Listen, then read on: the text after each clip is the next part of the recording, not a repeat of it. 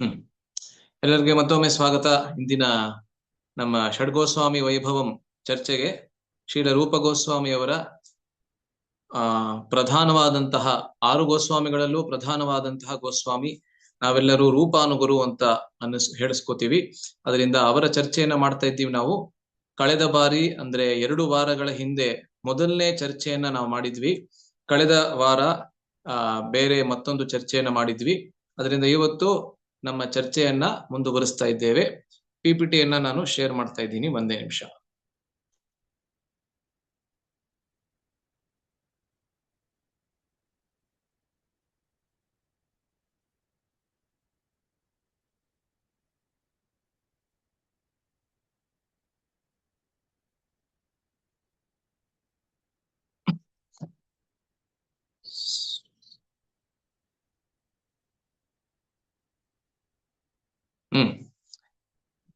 ರೂಪ ಗೋಸ್ವಾಮಿ ಅವರ ವೈಭವ ಕಳೆದ ಬಾರಿ ಏನೇನ್ ನೋಡಿದ್ವಿ ಅನ್ನೋದನ್ನ ಸಂಕ್ಷಿಪ್ತವಾಗಿ ನೋಡೋಣ. ಆರಂಭದಲ್ಲಿ ಅವರ ಪ್ರಣತಿ ಮಂತ್ರ ಎಲ್ಲರಿಗೂ ಗೊತ್ತೇ ಇರ್ತದೆ. ಇದು ಗೊತ್ತಿಲ್ಲ ಅಂದ್ರೆ ದಯವಿಟ್ಟು ಇದನ್ನಾದ್ರೂ ಮೊದಲನೆಯದಾಗಿ ನಾವು ಕಂಠಪಾಠ ಮಾಡ್ಕೋಬಹುದು. ಬಹಳ ಸರಳವಾದಂತಹ ಶ್ಲೋಕ. ಶ್ರೀ ಚೈತನ್ಯ ಮನೋಭೀಷ್ಟಂ ಸ್ಥಾಪಿತಂ ಯೇನ ಭೂತಲೆ ಸ್ವಯಂ ರೂಪ ಕದಾ ಮಹ್ಯಂ ದದಾತಿ ಸ್ವಪದಾಂತಿಕಂ. ಚೈತನ್ಯ ಮಹಾಪ್ರಭುಗಳ ಅಭೀಷ್ಟ ಅಂತ ಹೇಳಿದ್ರೆ ಅಂತರಾಳದ ಆಸೆ, ಅಂತರಾಳದ ಬಹಳ ತೀವ್ರವಾದಂತಹ ಒಂದು ಇಚ್ಛೆ ಇರ್ತದಲ್ಲ, ಸಕಾರಾತ್ಮಕವಾದಂತ ಇಚ್ಛೆ, ಆ ನಕಾರಾತ್ಮಕವಾದಂತ ಇಚ್ಛೆ ಅಲ್ಲ.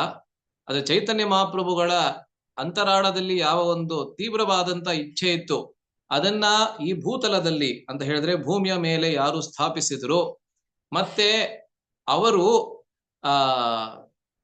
ರೂಪ ಎಂಬಂತಹ ಹೆಸರನ್ನ ಉಳ್ಳಂತವರು, ಅಂತಹ ಸ್ವಯಂ ರೂಪ ಗೋಸ್ವಾಮಿಯವರು ನಮಗೆ ತಮ್ಮ ಪಾದಾರವಿಂದಗಳ ಛತ್ರ ಛಾಯೆಯನ್ನ ಅಂತ ಹೇಳಿದ್ರೆ ಅವರ ಆಶ್ರಯವನ್ನ ಯಾವಾಗ ನಮ್ಗೆ ಕೊಡ್ತಾರೆ ಎಂಬಂತಹ ಅದ್ಭುತವಾದಂತಹ ಶ್ಲೋಕ. ಇದೆಲ್ಲರಿಗೂ ಖಂಡಿತವಾಗ್ಲೂ ಗೊತ್ತಿರುತ್ತದೆ.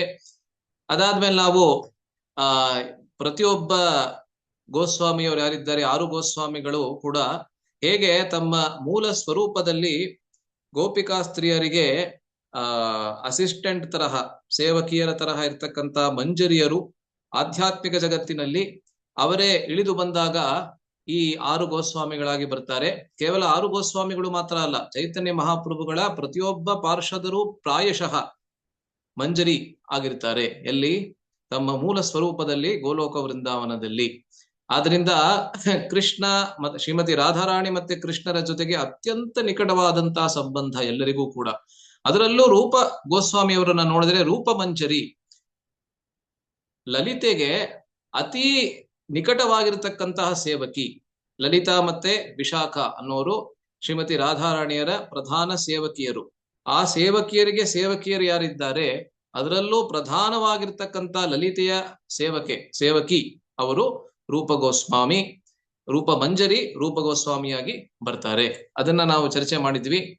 ಅದಾದ್ಮೇಲೆ ನಾವು ನೋಡಿದ್ವಿ ಗೌಡಿಯ ವೈಷ್ಣವ ಸಂಪ್ರದಾಯಕ್ಕೆ ರೂಪಾನುಗ ಸಂಪ್ರದಾಯ ಅಂತ ಕರೀತಾರೆ. ಹೇಗೆ ನೋಡಿ, ಪ್ರತಿಯೊಂದು ಸಂಪ್ರದಾಯದಲ್ಲೂ ಕೂಡ ಅಲ್ಲಿ ಯಾವ ಪ್ರಧಾನ ಆಚಾರ್ಯರಾಗಿರ್ತಾರೆ ಅಂಥವರ ಹೆಸರಿನಲ್ಲೇನೆ ಅವರ ಸಿದ್ಧಾಂತಕ್ಕೆ ಅಥವಾ ಅವರ ಸಂಪ್ರದಾಯಕ್ಕೆ ಹೆಸರನ್ನ ಕೊಡ್ತಾರೆ. ಉದಾಹರಣೆಗೆ ರಾಮಾನುಜ ಸಂಪ್ರದಾಯಕ್ಕೆ ನೋಡಿ, ರಾಮಾನುಜ ಸಂಪ್ರದಾಯ ಅಂತಾನೆ ಬರ್ತದೆ. ಅಲ್ಲಿ ಶ್ರೀ ಸಂಪ್ರದಾಯ ವಿಶೇಷವಾಗಿ ಅದು ಅಂದ್ರೆ ವಸ್ತುತಃ ಶ್ರೀ ಸಂಪ್ರದಾಯ. ಶ್ರೀ ವೈಷ್ಣವ ಸಂಪ್ರದಾಯಕ್ಕೆ ರಾಮಾನುಜ ಸಂಪ್ರದಾಯ. ಅದೇ ರೀತಿ ಅದರ ದರ್ಶನಕ್ಕೆ ಎಂಬೆರುಮಾನಾರ್ ದರ್ಶನಂ ಅಂತ ಹೇಳ್ತಾರೆ. ಎಂಬೆರುಮಾನಾರ್ ಅಂದ್ರೆ ರಾಮಾನುಜರಿಗೆ ತಮಿಳಿನಲ್ಲಿ ಒಂದು ಹೆಸರು. ಅದರಿಂದ ಆ ರೀತಿಯಾದಂತ ಹೆಸರು ಅಲ್ಲಿ ಕೊಡ್ತಾರೆ. ಅದೇ ರೀತಿ ನಾವು ಮಧ್ವ ಸಂಪ್ರದಾಯ ಅಂತಾನೆ ಕರಿತೀವಿ. ಬ್ರಹ್ಮನಿಂದ ಬಂದಂತಹದ್ದು, ವ್ಯಾಸರಿಂದ ಮೊದಲುಗೊಂಡು ಬಂದಂತಹ ಸಂಪ್ರದಾಯಕ್ಕೆ ನಾವು ಮಧ್ವ ಸಂಪ್ರದಾಯ ಅಂತಾನೆ ಕರಿತೀವಿ ಅಲ್ವಾ. ಸೊ ಅದೇ ರೀತಿಯಲ್ಲಿ ನಮ್ಮ ಗೌಡಿಯ ವೈಷ್ಣವ ಸಂಪ್ರದಾಯಕ್ಕೆ ಎಲ್ಲದಕ್ಕಿಂತ ಪ್ರಧಾನವಾಗಿರ್ತಕ್ಕಂಥ ಆಚಾರ್ಯರನ್ನ ನಾವು ರೂಪ ಗೋಸ್ವಾಮಿ ಅಂತ ನಾವು ಪರಿಗಣಿಸ್ತೀವಿ. ಇದನ್ನ ಕೇವಲ ನಾವೇ ಪರಿಗಣಿಸ್ತಾ ಇಲ್ಲ, ಆದ್ರೆ ಚೈತನ್ಯ ಮಹಾಪ್ರಭುಗಳ ಆದೇಶದ ಮೇರೆಗೆ ಚೈತನ್ಯ ಮಹಾಪ್ರಭುಗಳೇನೆ ಇದನ್ನ ಘೋಷಣೆ ಮಾಡಿದ್ದು. ಯಾರ್ಯಾರು ಈ ಗೋಸ್ವಾಮಿ ಈ ಗೌಡಿಯ ಸಂಪ್ರದಾಯದಲ್ಲಿ ಬರ್ತಾರೆ ಅವರೆಲ್ಲರೂ ಕೂಡ ರೂಪ ಗೋಸ್ವಾಮಿ ಅವರ ಅನುಯಾಯಿ.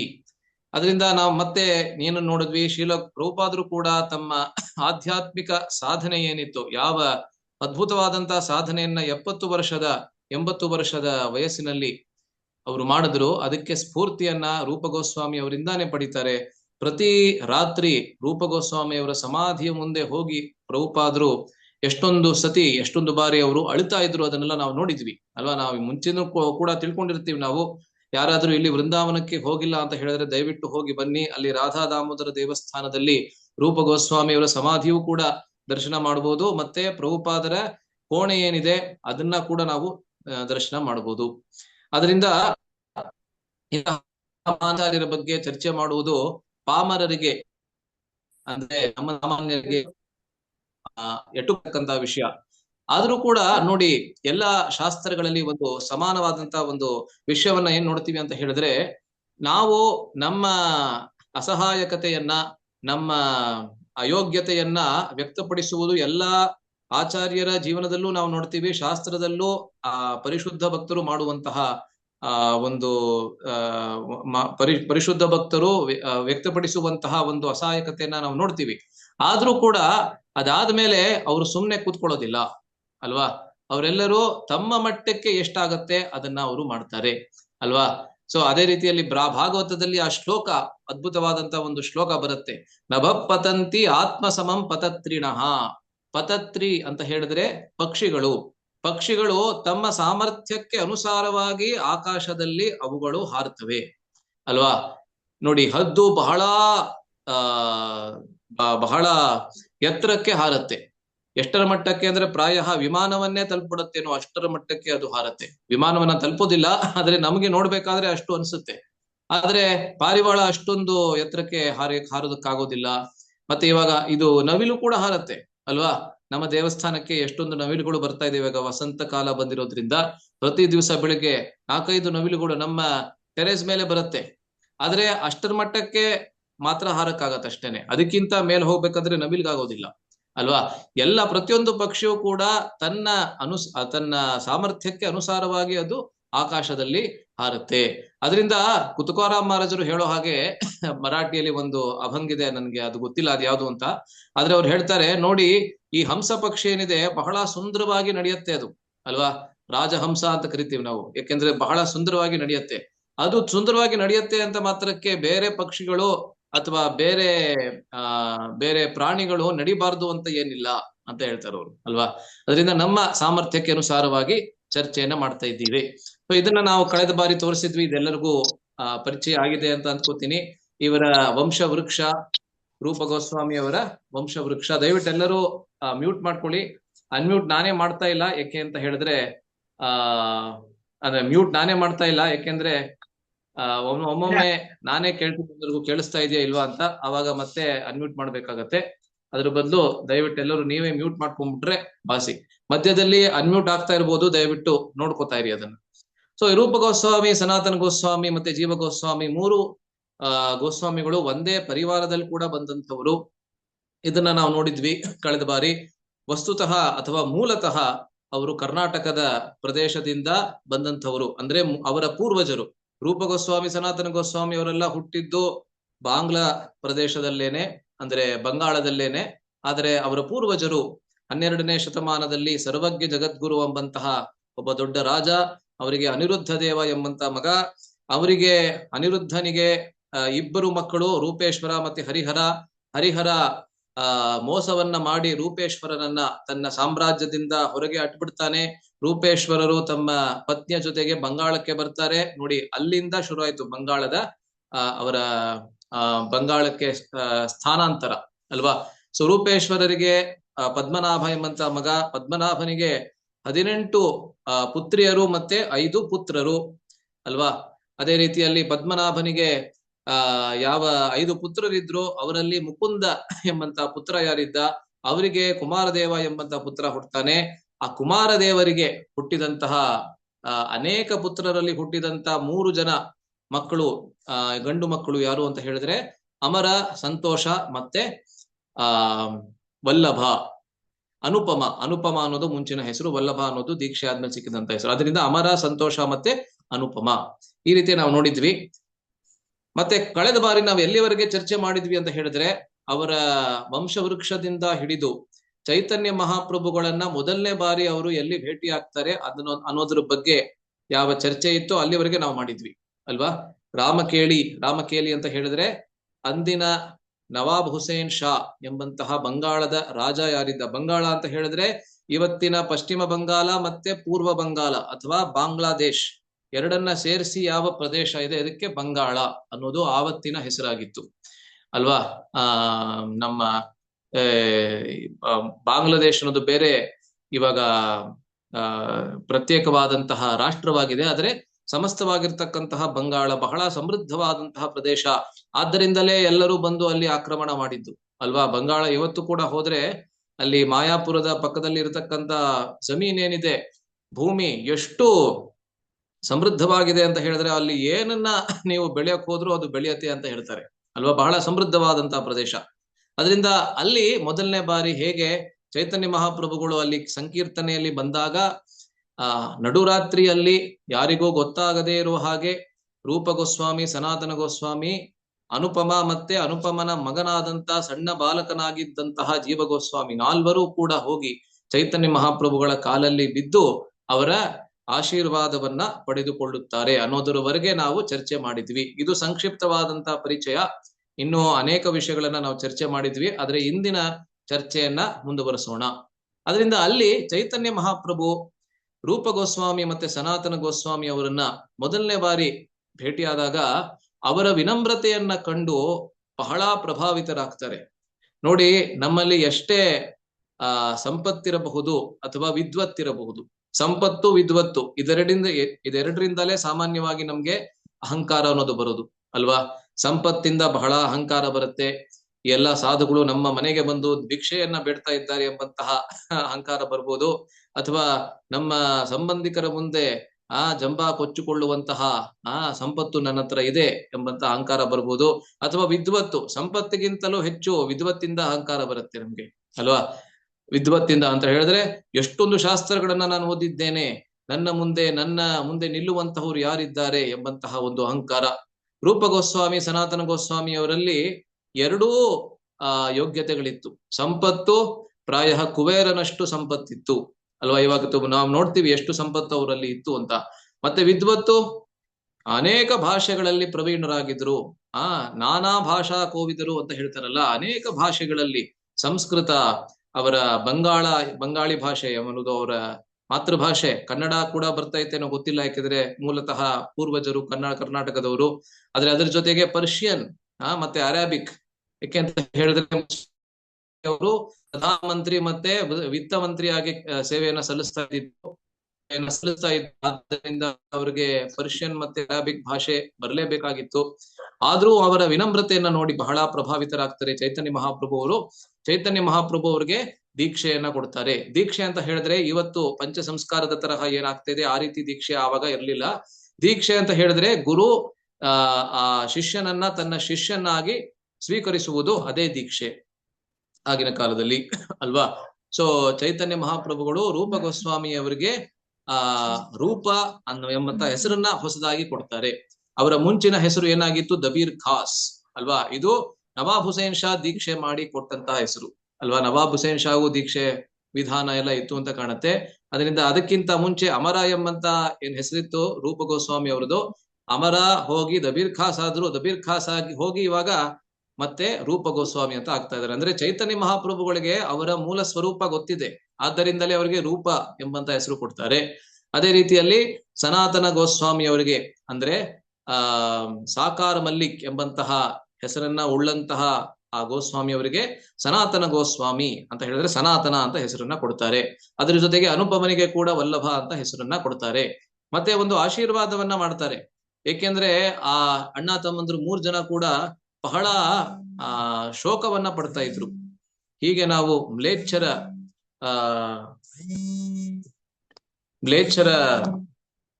ಸೇವೆಗೆ ನಾವು ಬಂದಿದ್ದೀವಲ್ಲ ಅಂತ ಬಹಳ ಶೋಕ ಪಡ್ತಾ ಇದ್ರು ಅವರು ಅಲ್ವಾ. ಆದ್ದರಿಂದಲೇ ಅವಾಗ ಅವರಿಗೆ ಆ ರೀತಿಯಾದಂತಹ ಒಂದು ಆಶೀರ್ವಾದವನ್ನ ಕೊಡ್ತಾರೆ ಚೈತನ್ಯ ಮಹಾಪ್ರಭು ಅವರು. ಏನ್ ಆಶೀರ್ವಾದವನ್ನ ಕೊಡ್ತಾರೆ ಅಂತ ಹೇಳಿದ್ರೆ, ಅತಿ ಶೀಘ್ರದಲ್ಲೇ ಕೃಷ್ಣ ನಿಮ್ಮನ್ನ ಎಲ್ಲಾ ಭೌತಿಕ ಬಂಧನಗಳಿಂದ ಬಿಡಿಸುತ್ತಾನೆ ಎಂಬಂತಹ ಒಂದು ಕೊಡ್ತಾರೆ ಅಲ್ವಾ. ಏಕೆ ಅಂತ ಹೇಳಿದ್ರೆ ನವಾಬ್ ಹುಸೇನ್ ಶಾ ಎಂಬಂತಹ ಬಹಳ ಕ್ರೂರಿಯಾದಂತಹ ರಾಜ, ಅವನ ಸ್ವಲ್ಪ ಇತಿಹಾಸವನ್ನ ಕೂಡ ನಾವು ಕಳೆದ ಬಾರಿ ನೋಡಿದ್ವಿ. ಮತ್ತೊಬ್ಬ ರಾಜನಿಗೆ ಸೇವೆಯನ್ನ ಸಲ್ಲಿಸ್ತಾ ಇದ್ದ. ಅದಕ್ಕಿಂತ ಮುಂಚೆ ಒಬ್ಬ ಸಣ್ಣ ಸೇವಕನಾಗಿದ್ದ ಅಷ್ಟೇನೆ. ಅಂದ್ರೆ ಸೇವಕ ಅಂತ ಹೇಳಿದ್ರೇನು, ಕೂಲಿ ಮಾಡೋರು ಇರ್ತಾರಲ್ಲ, ಆ ರೀತಿ ಇದ್ದ ಅವನು. ಅಲ್ಲಿಂದ ಹೋಗಿ ಮತ್ತೊಬ್ಬ ರಾಜನಿಗೆ ಸೇವಕನಾಗಿ ಮತ್ತೊಬ್ಬ ರಾಜ ಯಾರಿದ್ದ ಅವನನ್ನ ಕೊಂದು ಆ ರಾಜ್ಯವನ್ನ ಪಡ್ಕೊಂಡಿರ್ತಾನೆ ಇವನು, ಅಲ್ವಾ? ಅಂತ ಕ್ರೂರಿಯಾದಂತ ರಾಜನಿಗೆ ಸೇವೆಯನ್ನ ಸಲ್ಲಿಸ್ತಾ ಇದ್ದೀವಲ್ಲ ನಾವು, ನಮ್ಮ ವೈದಿಕ ಧರ್ಮವನ್ನ ಎಲ್ಲವನ್ನ ಬಿಟ್ಟು ಈ ರೀತಿ ಆಗಿದ್ದೀವಲ್ಲ ಅಂತ ಬಹಳ ಶೋಕ ಪಡ್ತಾ ಇದ್ರು. ಚೈತನ್ಯ ಮಹಾಪ್ರಭುಗಳು ಅವರಿಗೆ ಈ ರೀತಿಯಾದಂತ ಆಶೀರ್ವಾದವನ್ನ ನೀಡ್ತಾರೆ. ಅದಾದ ಮೇಲೆ 3 ಅಣ್ಣ ತಮ್ಮಂದ್ರು ಕೂಡ ಅವ್ರೇನ್ ಮಾಡ್ತಾರೆ, ಮಹಾಪ್ರಭುಗಳಿಗೆ ಒಂದು ಸಲಹೆಯನ್ನ ಕೊಡ್ತಾರೆ. ಯಾಕೆ ಅಂತ ಹೇಳಿದ್ರೆ, ಅವರ ಬಗ್ಗೆ, ಮಹಾಪ್ರಭುವಿನ ಸುರಕ್ಷತೆಯ ಬಗ್ಗೆ ಬಹಳ ಕಾಳಜಿ ಇತ್ತು ಇವರಿಗೆ. ಅವ್ರಿಗೆ ಬಹಳ ಹೆದರಿಕೆ ಕೂಡ ಒಂದ್ ರೀತಿಯಲ್ಲಿ ಆಗ್ತಾ ಇತ್ತು. ಯಾಕೆ ಅಂತ ಹೇಳಿದ್ರೆ, ಆ ರಾಜ ಎಷ್ಟು ಕ್ರೂರಿ ಅಂತ ಅವ್ರಿಗೆ ಗೊತ್ತಿತ್ತು. ಯದ್ಯಪಿ ನೀವು ಇವತ್ತಿನ ಇತಿಹಾಸದ ಪುಸ್ತಕಗಳನ್ನ ನೋಡಿದ್ರೆ ಅಥವಾ ಗೂಗಲ್ ಮಾಡಿ ನೋಡಿದ್ರೆ, ಈ ನವಾಬ್ ಹುಸೇನ್ ಶಾ ಅನ್ನೋನು ಬಹಳ ಸಹಿಷ್ಣುತೆಯನ್ನ ಉಳ್ಳುವಂತವನು, ಇತರ ಧರ್ಮಗಳ ಬಗ್ಗೆ ಬಹಳ ಸೂಕ್ಷ್ಮವಾಗಿ ಅವನು ವರ್ತಿಸ್ತಾ ಇದ್ದ, ಈ ರೀತಿ ಎಲ್ಲ ನಾವು ನೋಡ್ತೀರಾ. ಆದ್ರೆ ನಾವು ನಮ್ಮ ಚೈತನ್ಯ ಚರಿತಾಮೃತ, ಚೈತನ್ಯ ಭಾಗವತ ಇದೆಲ್ಲವನ್ನ ನೋಡಿದ್ರೆ ಆ ರೀತಿ ನಮ್ಗೆ ಖಂಡಿತವಾಗ್ಲೂ ಅನಿಸೋದಿಲ್ಲ. ಯಾಕೆ ಅಂತ ಹೇಳಿದ್ರೆ, ಇವತ್ತಿನ ಇತಿಹಾಸಕಾರರು ಎಲ್ಲ ಮುಘಲರನ್ನ ಎಲ್ಲರನ್ನ ಬಹಳ ಚೆನ್ನಾಗಿ ಕಾಣುವಂತೆ ಮಾಡ್ಬಿಟ್ಟಿದ್ದಾರೆ. ಆದ್ರೆ ಎಷ್ಟೆಷ್ಟು ಆಕ್ರಮಣಗಳನ್ನ, ಎಷ್ಟೆಷ್ಟು ಅತ್ಯಾಚಾರವನ್ನ ಅವರು ಮಾಡಿದ್ದಾರೆ ಅನ್ನೋದ್ರ ಬಗ್ಗೆ ಇತಿಹಾಸದಲ್ಲಿ ನಮ್ಗೆ ಸಿಗೋದಿಲ್ಲ, ಅಲ್ವಾ? ಅದರಿಂದ ಚೈತನ್ಯ ಮಹಾಪ್ರಭುಗಳೇ ಸಲಹೆಯನ್ನ ಕೊಡ್ತಾರೆ, ಇಷ್ಟು ದೊಡ್ಡ ಗುಂಪನ್ನ ಇಟ್ಕೊಂಡು ನೀವು ವೃಂದಾವನಕ್ಕೆ ಹೋಗ್ಬಿಡಿ. ಯಾಕೆಂದ್ರೆ ಚೈತನ್ಯ ಮಹಾಪ್ರಭುಗಳು ಆವಾಗ ವೃಂದಾವನಕ್ಕೆ ಹೋಗ್ತಾ ಇದ್ರು, ದಾರಿಯಲ್ಲಿ ರಾಮಕೇಲಿಗೆ ಬಂದ್ರು, ಅಲ್ವಾ? ಅದರಿಂದ ದಾರಿಯಲ್ಲಿ ರಾಮಕೇಲಿಗೆ ಬಂದಿರ್ಬೇಕಾದ್ರೆ ಅಷ್ಟು ರಾಮಕೇಲಿ ಅನ್ನೋದು ನವಾಬ್ ಹುಸೇನ್ ಶಾ ಅವರ ರಾಜಧಾನಿಯಾಗಿತ್ತು. ಇಷ್ಟು ದೊಡ್ಡ ಗುಂಪನ್ನ ಇಟ್ಕೊಂಡು ವೃಂದಾವನಕ್ಕೆ ಹೋಗಬಾರದು. ಏಕೆ ಅಂತ ಹೇಳಿದ್ರೆ, ಹೋಗ್ಬೇಕಾದ್ರೆ ಬೇರೆ ಯಾವ್ದಾದ್ರೂ ಸಾಮ್ರಾಜ್ಯ ಇರ್ಬೇಕು. ಯಾಕೆಂದ್ರೆ ಎಲ್ಲಾ ಕಡೆಯಲ್ಲೂ ಆವತ್ತಿನ ಕಾಲದಲ್ಲಿ ಮುಘಲರು ಮತ್ತೆ ಮುಸಲ್ಮಾನರ ರಾಜ್ಯವಿತ್ತು. ಅದರಿಂದ ಎಲ್ಲಾದ್ರೂ ಅಪಾಯ ಆಗಬಹುದು ಅಂತ ಅನ್ಸುತ್ತೆ. ಅದು ಅಲ್ಲದೆ ಈ ಜಾಗದಿಂದ ನೀವು ತಕ್ಷಣವೇ ಹೊರಡಬೇಕು. ಏಕೆಂದ್ರ ನಾವು ಅದನ್ನ ಕೂಡ ಕಳೆದ ಬಾರಿ ನಾವು ನೋಡಿದ್ವಿ. ಅವರು ರೂಪ ಗೋಸ್ವಾಮಿ ಮತ್ತೆ ಮತ್ತೊಬ್ಬ ಮಂತ್ರಿಯಲ್ಲಿ ನವಾಬ್ ಹುಸೇನ್ ಶಾ ಅವರಿಗೆ ಕನ್ವಿನ್ಸ್ ಮಾಡಿಸ್ತಾರೆ, ಇವರು ಏನು ತೊಂದರೆ ಮಾಡೋದಿಲ್ಲ ಚೈತನ್ಯ ಮಹಾಪ್ರಭು ಅವರು. ಯಾಕೆಂದ್ರೆ ಅಷ್ಟು ದೊಡ್ಡ ಗುಂಪನ್ನ ಇಟ್ಕೊಂಡು ಬಂದಿರ್ಬೇಕಾದ್ರೆ ಆ ರಾಜನಿಗೆ ಮಾಹಿತಿ ಬಂದೇ ಬಂತು. ಅದರಿಂದ ಯಾರು ಇವರು ಅಂತ ಕೇಳ್ತಾರೆ ಮಂತ್ರಿಗಳಿಗೆ. ಆವಾಗ ಇವರಿಬ್ರು ಸೇರ್ಕೊಂಡು ಅವರು ಏನು ತೊಂದರೆ ಮಾಡೋದಿಲ್ಲ ಅಂತ ರಾಜನಿಗೆ ಅವರು ಒಂದು ಕಾನ್ಫಿಡೆನ್ಸ್ ಕೊಡ್ತಾರೆ, ಅಲ್ವಾ? ವಿಶ್ವಾಸವನ್ನ ಕೊಡ್ತಾರೆ. ಅದರಿಂದ ರಾಜ ಅದಾದ್ಮೇಲೆ ಚೈತನ್ಯ ಮಹಾಪ್ರಭುಗಳು ಅವರೇ ಪರಮ ಭಗವಂತ ಎಲ್ಲ ಅದನ್ನೆಲ್ಲ ಹೇಳ್ಬಿಡ್ತಾನೆ. ಆದ್ರೆ ಅವನ ಮನಸ್ಸು ಯಾವಾಗ ಬದಲಾಗತ್ತೆ ಅನ್ನೋದು ಗೊತ್ತಿಲ್ಲ. ಆದ್ರಿಂದ ನೀವು ಇಲ್ಲಿಂದ ವೃಂದಾವನಕ್ಕೆ ಹೋಗ್ಬೇಡಿ, ವೃಂದಾವನಕ್ಕೆ ಸಣ್ಣ ಗುಂಪನ್ನ ಇಟ್ಕೊಂಡು ಮಾತ್ರ ಹೋಗಿ, ಮತ್ತೆ ಇಲ್ಲಿಂದ ತಕ್ಷಣವೇ ನೀವು ಜಾಗವನ್ನ ಖಾಲಿ ಮಾಡ್ಕೊಂಡು ಹೋಗಿ ಅಂತ ಒಂದು ಸಲಹೆಯನ್ನ ಕೊಡ್ತಾರೆ. ಚೈತನ್ಯ ಮಹಾಪ್ರಭುಗಳು ನೋಡಿ ಆ ಸಲಹೆಯನ್ನ ಅವರು ಸ್ವೀಕರಿಸ್ತಾರೆ, ಅಲ್ವಾ? ಏನಕ್ಕೆ ಸ್ವೀಕರಿಸ್ತಾರೆ ಅಂತ ಹೇಳಿದ್ರೆ, ಅವರ ನಿಕಟವಾಗಿರ್ತಕ್ಕಂತಹ ಪಾರ್ಷದರು ಇವರಿಬ್ಬರು ಕೂಡ ಅವರು ಕೊಡ್ತಾ ಇರುವಂತಹ ಸಲಹೆಯನ್ನ ನಾನು ಪಾಲಿಸಬೇಕು ಅಂತ ಎಷ್ಟು ವಿನಮ್ರತೆಯಿಂದ ಅವರು ಸ್ವೀಕರಿಸಿ, ಅಲ್ಲಿಂದ ಕನಾಯಿ ನಟ್ ಶಾಲಾ ಬಹಳ ಸುಂದರವಾದಂತಹ ಸ್ಥಳ, ಮಾಯಾಪುರದಿಂದ ಸುಮಾರು 6-7 ಗಂಟೆಗಳ ಪ್ರಯಾಣವನ್ನ ಮಾಡಿದ್ರೆ ನಮ್ಗೆ ಸಿಗತ್ತೆ. ಇವತ್ತು ಕೂಡ ಹೋದ್ರೆ ಬಹಳ ಸುಂದರವಾಗಿದೆ ಅದು. ಅಲ್ಲಿಗೆ ಹೋಗ್ತಾರೆ ತಮ್ಮ ಅನುಯಾಯಿಗಳ ಜೊತೆಗೆ. ಅಲ್ಲಿ ಬಹಳ ಇಷ್ಟ ಆಗತ್ತೆ ಮಹಾಪ್ರಭುಗಳಿಗೆ. ವೃಂದಾವನದ ತರಹವೇ ಇದೆ ಎಂಬುದಾಗಿ ಮಹಾಪ್ರಭು ಎಲ್ಲರಿಗೆ ಹೇಳೋದಕ್ಕೆ ಶುರು ಮಾಡಿ, ಅಲ್ಲಿ ಅವರು ತಮ್ಮ ಆಧ್ಯಾತ್ಮಿಕ ರಸಾಸ್ವಾದದಲ್ಲಿ ಅವರು ತೊಡಗ್ಬಿಡ್ತಾರೆ. ಆದ್ರೆ ಬೇರೆ ಎಲ್ಲಾ ಭಕ್ತಾದಿಗಳು ಅಲ್ಲಿ ಇರ್ತಕ್ಕಂತಹ ಪ್ರಾಕೃತಿಕ ಸೌಂದರ್ಯ ಏನಿತ್ತು ಅದನ್ನ ಹಾಳು ಮಾಡ್ತಾ ಇರ್ತಾರಂತೆ. ಈ ರೀತಿ ಚೈತನ್ಯ ಚರಿತಾಮೃತದಲ್ಲಿ ಬರುತ್ತೆ. ಆದ್ರಿಂದ ಮಹಾಪ್ರಭು ಅವರಿಗೆ ಸ್ವಲ್ಪ ಕೋಪ ಬರುತ್ತೆ. ಎಲ್ಲರನ್ನ ಕರ್ಕೊಂಡು ವಾಪಸ್ಸು ಜಗನ್ನಾಥಪುರಿಗೆ ಬಂದ್ಬಿಡ್ತಾರೆ. ಅವರ ಮೂಲ ಕ್ಷೇತ್ರ ಸನ್ಯಾಸವನ್ನ ಸ್ವೀಕರಿಸಿದ ನಂತರ ಮಹಾಪ್ರಭುಗಳ ತಾಯಿ ಅವ್ರಿಗೆ ಹೇಳಿದ್ದು, ನೀವು ವೃಂದಾವನಕ್ಕೆ ಅಥವಾ ಬೇರೆ ಎಲ್ಲಿಗೂ ಹೋಗೋದ್ ಬೇಡ, ಪುರಿಯಲ್ಲಿ ಇರಿ ಅಂತ. ಆದ್ರಿಂದ ಕೊನೆ 18 ವರ್ಷಗಳ ಕಾಲ ಅವರು ಜಗನ್ನಾಥಪುರಿಯಲ್ಲೇ ಇರ್ತಾರೆ. ಅದರಿಂದ ಜಗನ್ನಾಥಪುರಿಗೆ ಬಂದ್ಬಿಡ್ತಾರೆ. ಅದಾದ್ಮೇಲೆ ಇಲ್ಲಿಗೆ ಪುರಿಗೆ ಬಂದಾದ್ಮೇಲೆ ಎಲ್ಲರಿಗೂ ಮಹಾಪ್ರಭು ಅವರು ರೂಪ ಮತ್ತೆ ಸನಾತನ ಗೋಸ್ವಾಮಿಯವರ ಬಗ್ಗೆ ಹೇಳೋದಕ್ಕೆ ಶುರು ಮಾಡ್ತಾರೆ. ನೋಡಿ, ಭಗವಂತ ಅಥವಾ ಒಂದು ದೃಷ್ಟಿಯಲ್ಲಿ ನೋಡಿದ್ರೆ ಗುರು ರೂಪ ಮತ್ತೆ ಸನಾತನ ಗೋಸ್ವಾಮಿ ಅವರಿಗೆ ಗುರು ಅವರೇನೆ ಶಿಷ್ಯಂದ್ರ ಬಗ್ಗೆ ಎಲ್ಲರ ಹತ್ರ ಹೇಳ್ತಾ ಇದ್ದಾರೆ. ಏನಕ್ಕೆ ಅಂತ ಹೇಳಿದ್ರೆ ಅಷ್ಟು ಪ್ರೀತಿ ಅವರ ಶಿಷ್ಯರ ಮೇಲೆ. ಆ ಪ್ರೀತಿ ಏನಕ್ಕೆ ಬಂತು ಅಂತ ಹೇಳಿದ್ರೆ ಅವರ ಶಿಷ್ಯರ ನಡವಳಿಕೆಯಿಂದ, ಅವರ ಶಿಷ್ಯರ ವಿನಮ್ರತೆಯನ್ನ ನೋಡಿ ಅಷ್ಟೊಂದು ಪ್ರೀತಿ ಅವ್ರಿಗೆ ಬರುತ್ತೆ ಅಲ್ವಾ. ಇವಾಗ ಈ ಮೂರ್ವರು ಕೂಡ ಅಂತ ಹೇಳಿದ್ರೆ ರೂಪ ಗೋಸ್ವಾಮಿ, ಸನಾತನ ಗೋಸ್ವಾಮಿ ಮತ್ತೆ ವಲ್ಲಭ, ಈ ಮೂರ್ವರು ತಮ್ಮ ಸರ್ಕಾರಿ ಕೆಲಸದಿಂದ ಹೇಗೆ ರಾಜೀನಾಮೆಯನ್ನ ಕೊಡೋದು ಎಂಬುದರ ಬಗ್ಗೆ ಯೋಚಿಸೋದಕ್ಕೆ ಶುರು ಮಾಡ್ತಾರೆ. ಯಾಕೆಂದ್ರೆ ಸುಲಭ ಇಲ್ಲ ಅದು. ಮೊದಲೇನೆ ಅವರ ಆ ಮೂರ್ವರನ್ನ ಆ ನೇಮಕ ಏನಕ್ಕೆ ಮಾಡಿದ್ದು ನವಾಬ್ ಹುಸೇನ್ ಶಾ ಅಂತ ಹೇಳಿದ್ರೆ, ಹೈಲಿ ಕ್ವಾಲಿಫೈಡ್ ಅಂತ ಹೇಳ್ತಾರಲ್ಲ, ಹೇಳಿದ್ರೆ ಬಹಳ ಉನ್ನತ ಯೋಗ್ಯತೆಯನ್ನ ಉಳ್ಳುವಂತವ್ರು ಆ 3 ಜನ. ಆದ್ದರಿಂದಲೇ ತನ್ನ ಸಾಮ್ರಾಜ್ಯವನ್ನ ನಡೆಸೋದಕ್ಕೆ ಪ್ರಧಾನಮಂತ್ರಿಯಾಗಿ ಯಾರಾದ್ರೂ ಇರ್ಬೇಕು ನೋಡಿ. ಪ್ರಧಾನಮಂತ್ರಿಯಾಗಿ ಯಾರನ್ನ ಬೇಕಾದ್ರೂ ನೇಮಕ ಮಾಡೋದಕ್ಕೆ ಆಗೋದಿಲ್ಲ ಇವತ್ತು ಕೂಡ ಅಲ್ವಾ. ಯಾರನ್ನ ಬೇಕಾದ್ರೂ ನೇಮಕ ಮಾಡ್ಬಿಟ್ರೆ ದೇಶ ಎಲ್ಲಿಗೆ ಹೋಗ್ಬೇಕು ಅಲ್ವಾ. ಸಮರ್ಥರಾದಂತವ್ರನ್ನ ನೇಮಕ ಮಾಡಬೇಕು. ಅದರಿಂದ ವಿತ್ತ ಮಂತ್ರಿ, ಪ್ರಧಾನಮಂತ್ರಿ ಮತ್ತೆ ಅನುಪಮ ಯಾವ ಸೇವೆನ ಸಲ್ಲಿಸ್ತಾ ಇದ್ದನೋ ಗೊತ್ತಿಲ್ಲ ನಮ್ಗೆ. ಅದ್ರ ಬಗ್ಗೆ ಚೈತನ್ಯ ಚರಿತಾಮೃತದಲ್ಲಿ ನಮ್ಗೆ ವಿವರ ಸಿಗೋದಿಲ್ಲ. ಆದ್ರೆ ಆ ಮೂರ್ವರನ್ನ ಅವರ ಯೋಗ್ಯತೆಯನ್ನ ನೋಡಿ ಅವನು ನೇಮಕ ಮಾಡಿರ್ತಾನೆ. ಅದರಿಂದ ಇವಾಗ ಬಿಡ್ಬೇಕು ಅಂತ ಹೇಳಿದ್ರೆ ಅದು ಸುಲಭದ ಕೆಲಸ ಅಲ್ಲ ಅಲ್ವಾ.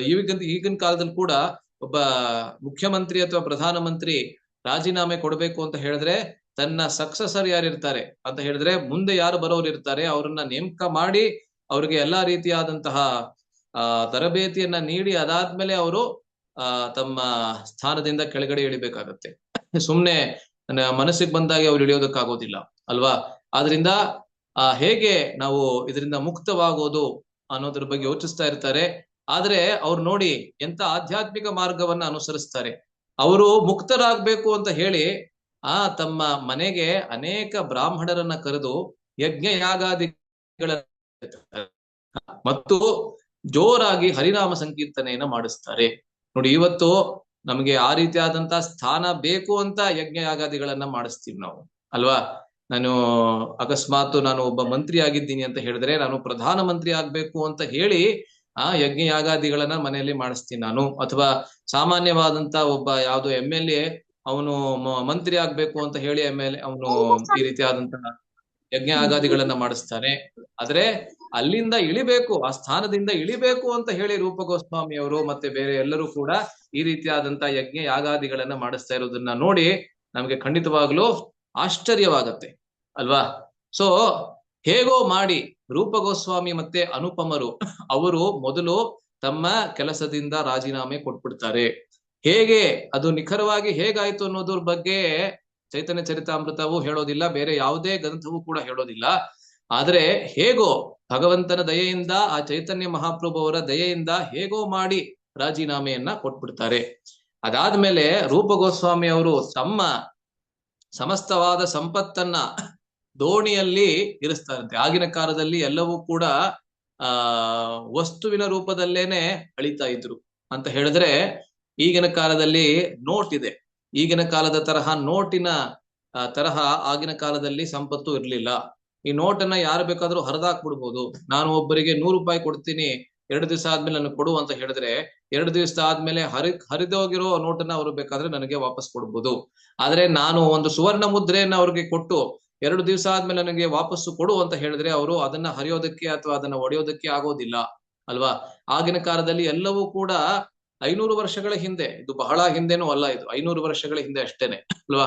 ಕಲಿಯುಗ ಇನ್ನೂ ಅನೇಕ ಸಾವಿರ ವರ್ಷಗಳ ಕಾಲ ನಡೆಯೋದಿದೆ. ಅದರಿಂದ ಸುವರ್ಣ ಮುದ್ರೆಗಳಲ್ಲಿ ಚಿನ್ನದ ರೂಪದಲ್ಲಿ, ಬೆಳ್ಳಿಯ ರೂಪದಲ್ಲಿ ಮತ್ತೆ ವಜ್ರದ ರೂಪದಲ್ಲಿ ಈ ರೀತಿಯಲ್ಲಿ ಎಲ್ಲಾ ಸಂಪತ್ತನ್ನ ಅಳಿತಾ ಇದ್ರು ಅಲ್ವಾ.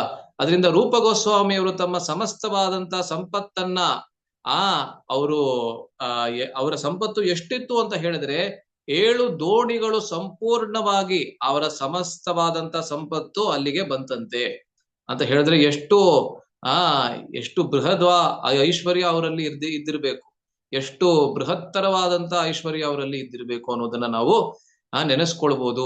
ಒಂದು ಸಣ್ಣ ಕಲ್ಪನೆಯನ್ನ ಮಾಡ್ಕೋಬಹುದಷ್ಟೇ. ನಿಜವಾಗ್ಲೂ ಕಲ್ಪನೆಯನ್ನ ಮಾಡ್ಕೊಳಕ್ ಆಗೋದಿಲ್ಲ. ಆದ್ರೆ ಎಷ್ಟು ಐಶ್ವರ್ಯ ಅವರಲ್ಲಿ ಇದ್ದಿತ್ತು. ಮತ್ತೆ ಇದು ಮತ್ತೊಂದು ಯಾವ ಸೂಚನೆಯನ್ನ ನಮ್ಗೆ ಕೊಡುತ್ತೆ ಅಂತ ಹೇಳಿದ್ರೆ ಆ ಬಂಗಾಳದ ಸಮೃದ್ಧಿಯ ಬಗ್ಗೆ. ಆಗಿನ ಕಾಲದಲ್ಲಿ ಬಂಗಾಳದಲ್ಲಿ ಎಷ್ಟು ಸಮೃದ್ಧವಾಗಿತ್ತು. ಇವತ್ತು ಬಂಗಾಳದಲ್ಲಿ, ಪಶ್ಚಿಮ ಬಂಗಾಳದಲ್ಲಾಗ್ಲಿ ಪೂರ್ವ ಬಂಗಾಳದಲ್ಲಾಗ್ಲಿ ಏನೂ ಇಲ್ಲ ಅಲ್ವಾ. ಎಲ್ಲರೂ ಎಲ್ಲರೂ ಹೇಳ್ತಾರೆ ಆ ರೀತಿ ಅಲ್ವಾ.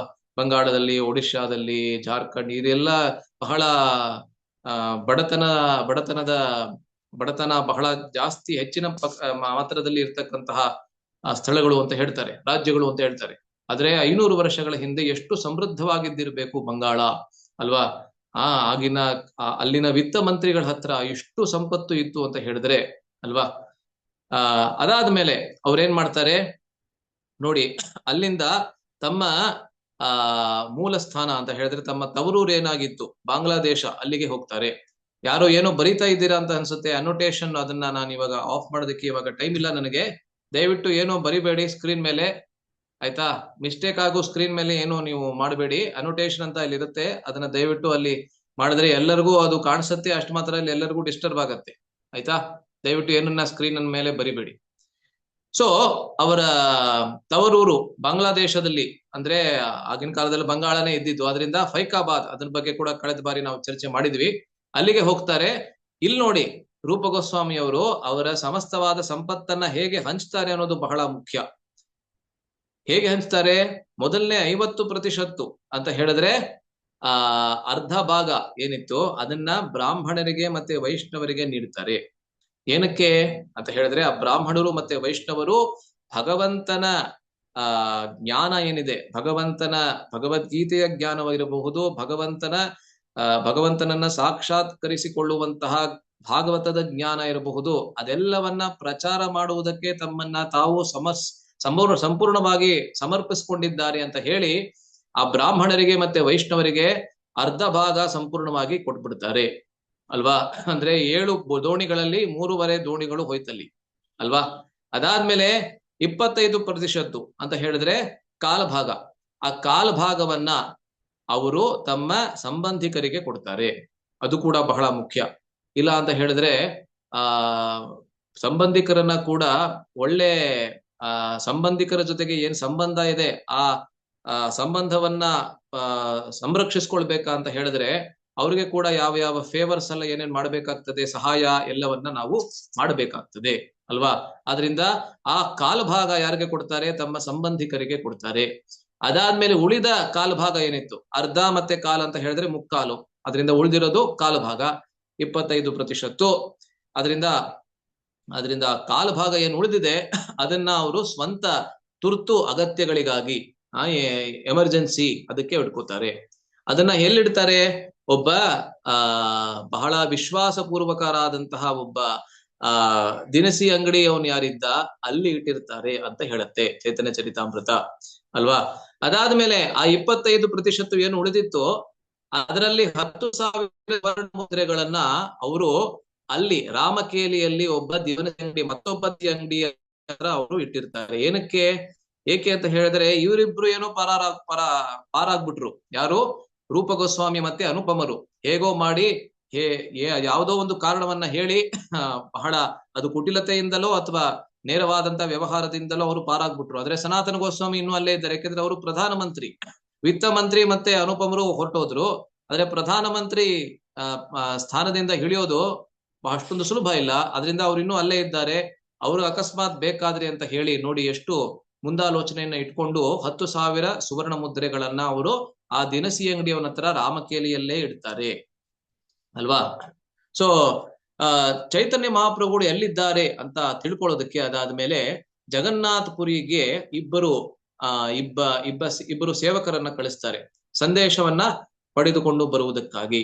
ಅವಾಗ ಅವರಿಬ್ರು ಕೂಡ ವಾಪಸ್ ಬಂದು ಚೈತನ್ಯ ಮಹಾಪ್ರಭುಗಳು ಆಗ್ಲೇ ವೃಂದಾವನಕ್ಕೆ ತೆರಳಿದ್ದಾರೆ ಅಂತ ಹೇಳ್ತಾರೆ. ಅದರಿಂದ ರೂಪ ಗೋಸ್ವಾಮಿ ಮತ್ತೆ ಅನುಪಮರು ಇಬ್ರು ಕೂಡ ರೂಪಾನುಪಮರು ಅವರಿಬ್ರು ಏನ್ ಮಾಡ್ತಾರೆ? ತಕ್ಷಣ ವೃಂದಾವನಕ್ಕೆ ಪ್ರಸ್ಥಾನವನ್ನ ಮಾಡ್ತಾರೆ ಅಲ್ವಾ. ಸನಾತನ ಗೋಸ್ವಾಮಿ ಇನ್ನು ರಾಜ್ಯದಿಂದ ಮುಕ್ತಿಯನ್ನ ಪಡೆದಿಲ್ಲ. ಯಾಕೆಂದ್ರೆ ಹೇಳಿದ್ರೆ ಅವರು ಪ್ರಧಾನಮಂತ್ರಿ ಮತ್ತೆ ರಾಜನಿಗೆ ನವಾಬ್ ಹುಸೇನ್ ಶಾಗೆ ಸನಾತನ ಗೋಸ್ವಾಮಿ ಅವರ ಮೇಲೆ ಬಹಳ ಪ್ರೀತಿ ಇತ್ತು. ಅದರಿಂದ ಒಂದೇ ಕ್ಷಣ ಅದಾದ್ಮೇಲೆ ಸನಾತನ ಗೋಸ್ವಾಮಿ ಅವರ ಜೊತೆಗೆ ಏನಾಗತ್ತೆ ಅನ್ನೋದನ್ನ ಚರ್ಚೆ ಮಾಡಿ ಮತ್ತೆ ನಾವು ರೂಪ ಗೋಸ್ವಾಮಿ ಅವರ ಜೀವನ ಚರಿತ್ರೆಗೆ ಬರೋಣ. ಯಾಕೆಂದ್ರೆ ಸನಾತನ ಗೋಸ್ವಾಮಿ ಅವರ ಬಗ್ಗೆ ಚರ್ಚೆ ಮಾಡ್ಬೇಕಾದ್ರೆ ಇದು ಹೇಗಿದ್ರು ಮತ್ತೆ ಬರ್ತದೆ. ಆದ್ರೆ ಸಣ್ಣದಾಗಿ ಇಲ್ಲಿ ಸನಾತನ ಗೋಸ್ವಾಮಿ ಅವ್ರಿಗೆ ಏನಾಯ್ತು ಅದಾದ್ಮೇಲೆ ಅನ್ನೋದನ್ನ ನೋಡೋಣ. ಸೊ ರೂಪ ಗೋಸ್ವಾಮಿ ಅವರು ಸನಾತನ ಗೋಸ್ವಾಮಿ ಅವರಿಗೆ ಒಂದು ಪತ್ರವನ್ನ ಬರೀತಾರೆ. ಎಲ್ಲಿಂದ? ತಮ್ಮ ಆ ತವರೂರಿಂದ ಫೈಕಾಬಾದ್ ಅಲ್ವಾ, ಅಲ್ಲಿಂದ ರಾಮಕೇಲಿಗೆ ಒಂದು ಪತ್ರವನ್ನ ಬರೀತಾರೆ. ಏನಂತ ಹೇಳಿದ್ರೆ, ಚೈತನ್ಯ ಮಹಾಪ್ರಭುಗಳು ಆಗಲೇ ವೃಂದಾವನಕ್ಕೆ ತೆರಳಿದ್ದಾರೆ, ನಾವು ಕೂಡ ಅವರ ಹಿಂದೆ ಹೋಗ್ತಾ ಇದ್ದೀವಿ, ನಿಮಗೆ ಏನಾದ್ರೂ ಬೇಕಾದ್ರೆ ಅಂತ 10,000 ಸುವರ್ಣ ಮುದ್ರೆಗಳನ್ನ ನಾನು ಅಲ್ಲಿ ಒಬ್ಬ ದಿನಸಿ ಅಂಗಡಿಯವನ ಹತ್ರ ಇಟ್ಟಿದ್ದೀವಿ ಅಂತ ಹೇಳಿ ಪತ್ರವನ್ನ ಬರೀತಾರೆ. ಸನಾತನ ಗೋಸ್ವಾಮಿ ಅವರು ಇನ್ನೂ ಒಂದಷ್ಟು ತಿಂಗಳ ಕಾಲ ಅದಾದ ಮೇಲೆ ಒಂದಷ್ಟು ತಿಂಗಳ ಅಥವಾ ದಿವಸ ಸರಿಯಾಗಿ ಗೊತ್ತಿಲ್ಲ, ಆದ್ರೆ ಸ್ವಲ್ಪ ಸಮಯದ ತನಕ ಅವರು ಎಲ್ಲಾ ರಾಜ್ಯದ ಕಾರ್ಯಗಳೇನಿತ್ತು ಅದರ ಕಾರ್ಯಾವಹನೆಯನ್ನ ಮಾಡ್ತಾ ಇರ್ತಾರೆ, ಕಾರ್ಯಗಳನ್ನ ನೋಡ್ಕೋತಾ ಇರ್ತಾರೆ ಚೆನ್ನಾಗಿ. ಆದ್ರೆ ಅವ್ರಿಗೆ ಕೊನೆಗೆ ಸಂಪೂರ್ಣವಾದಂತ ವಿರಕ್ತಿ ಬಂದ್ಬಿಡ್ತದೆ. ಅದರಿಂದ ಅನಾರೋಗ್ಯದ ಕಾರಣವನ್ನ ಹೇಳಿ ಅವರು ಮನೆಯಲ್ಲೇ ಉಳ್ಕೊಂಡ್ ಬಿಡ್ತಾರೆ. ರಾಜ ನೋಡ್ತಾನೆ, ಸಭೆಯಲ್ಲಿ ಎಲ್ಲರೂ ಇದ್ದಾರೆ, ಆದ್ರೆ ಪ್ರಧಾನಮಂತ್ರಿಗಳೇ ಇಲ್ಲ.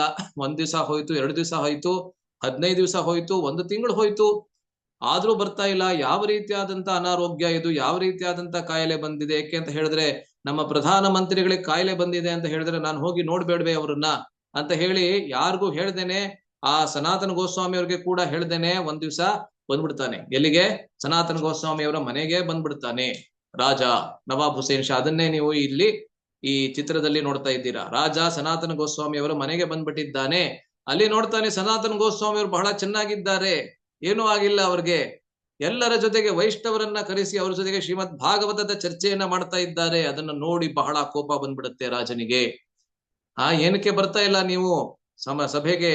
ಸುಳ್ಳನ್ನ ಹೇಳಿ ಇಲ್ಲಿ ಕೂತ್ಕೊಂಡಿದ್ದೀರಲ್ಲ. ಅವಾಗ ಸನಾತನ ಗೋಸ್ವಾಮಿ ಅವರು ಸ್ಪಷ್ಟವಾಗಿ ಹೇಳ್ಬಿಡ್ತಾರೆ, ಇನ್ನು ಮುಂದೆ ಈ ಪ್ರಧಾನಮಂತ್ರಿಯ ಕೆಲಸವನ್ನ ನನಗೆ ಮಾಡೋದಕ್ಕೆ ಆಗೋದಿಲ್ಲ. ದಯವಿಟ್ಟು ಇಷ್ಟು ವರ್ಷಗಳ ಕೆಲಸವನ್ನ ನಾನು ಮಾಡಿರೋದನ್ನ ನೋಡಿ ನನ್ನನ್ನ ಮುಕ್ತನನ್ನಾಗಿ ಮಾಡಿಬಿಡಿ. ನಾನು ಶ್ರೀಮದ್ ಭಾಗವತದ ಚರ್ಚೆಯಲ್ಲಿ ಮತ್ತೆ ಅದರ ಶ್ರವಣದಲ್ಲಿ ಮತ್ತೆ ಅದರ ಸೇವೆಯಲ್ಲಿ ನಾನು ನನ್ನನ್ನ ಸಂಪೂರ್ಣವಾಗಿ ನಿರತನನ್ನಾಗಿ ಮಾಡ್ಕೋಬೇಕು ಅಂತ ಇದ್ದೀನಿ. ದಯವಿಟ್ಟು ನನ್ನನ್ನ ಬಿಟ್ಕೊಟ್ಬಿಡಿ ಅಂತ ಸನಾತನ ಗೋಸ್ವಾಮಿ ಅವರು ಹೇಳ್ತಾರೆ. ಇದನ್ನ ಕೇಳಿ ರಾಜನಿಗೆ ಎಷ್ಟು ಕೋಪ ಬರುತ್ತೆ ಅಂತ ಹೇಳಿದ್ರೆ, ತಕ್ಷಣ ಅವರನ್ನ ಸೆರೆಮನೆಗೆ ತಳ್ಳಿಬಿಡ್ತಾನೆ, ಕಾರಾಗೃಹಕ್ಕೆ ತಳ್ಳಿಬಿಡ್ತಾನೆ. ಆಯ್ತಾ?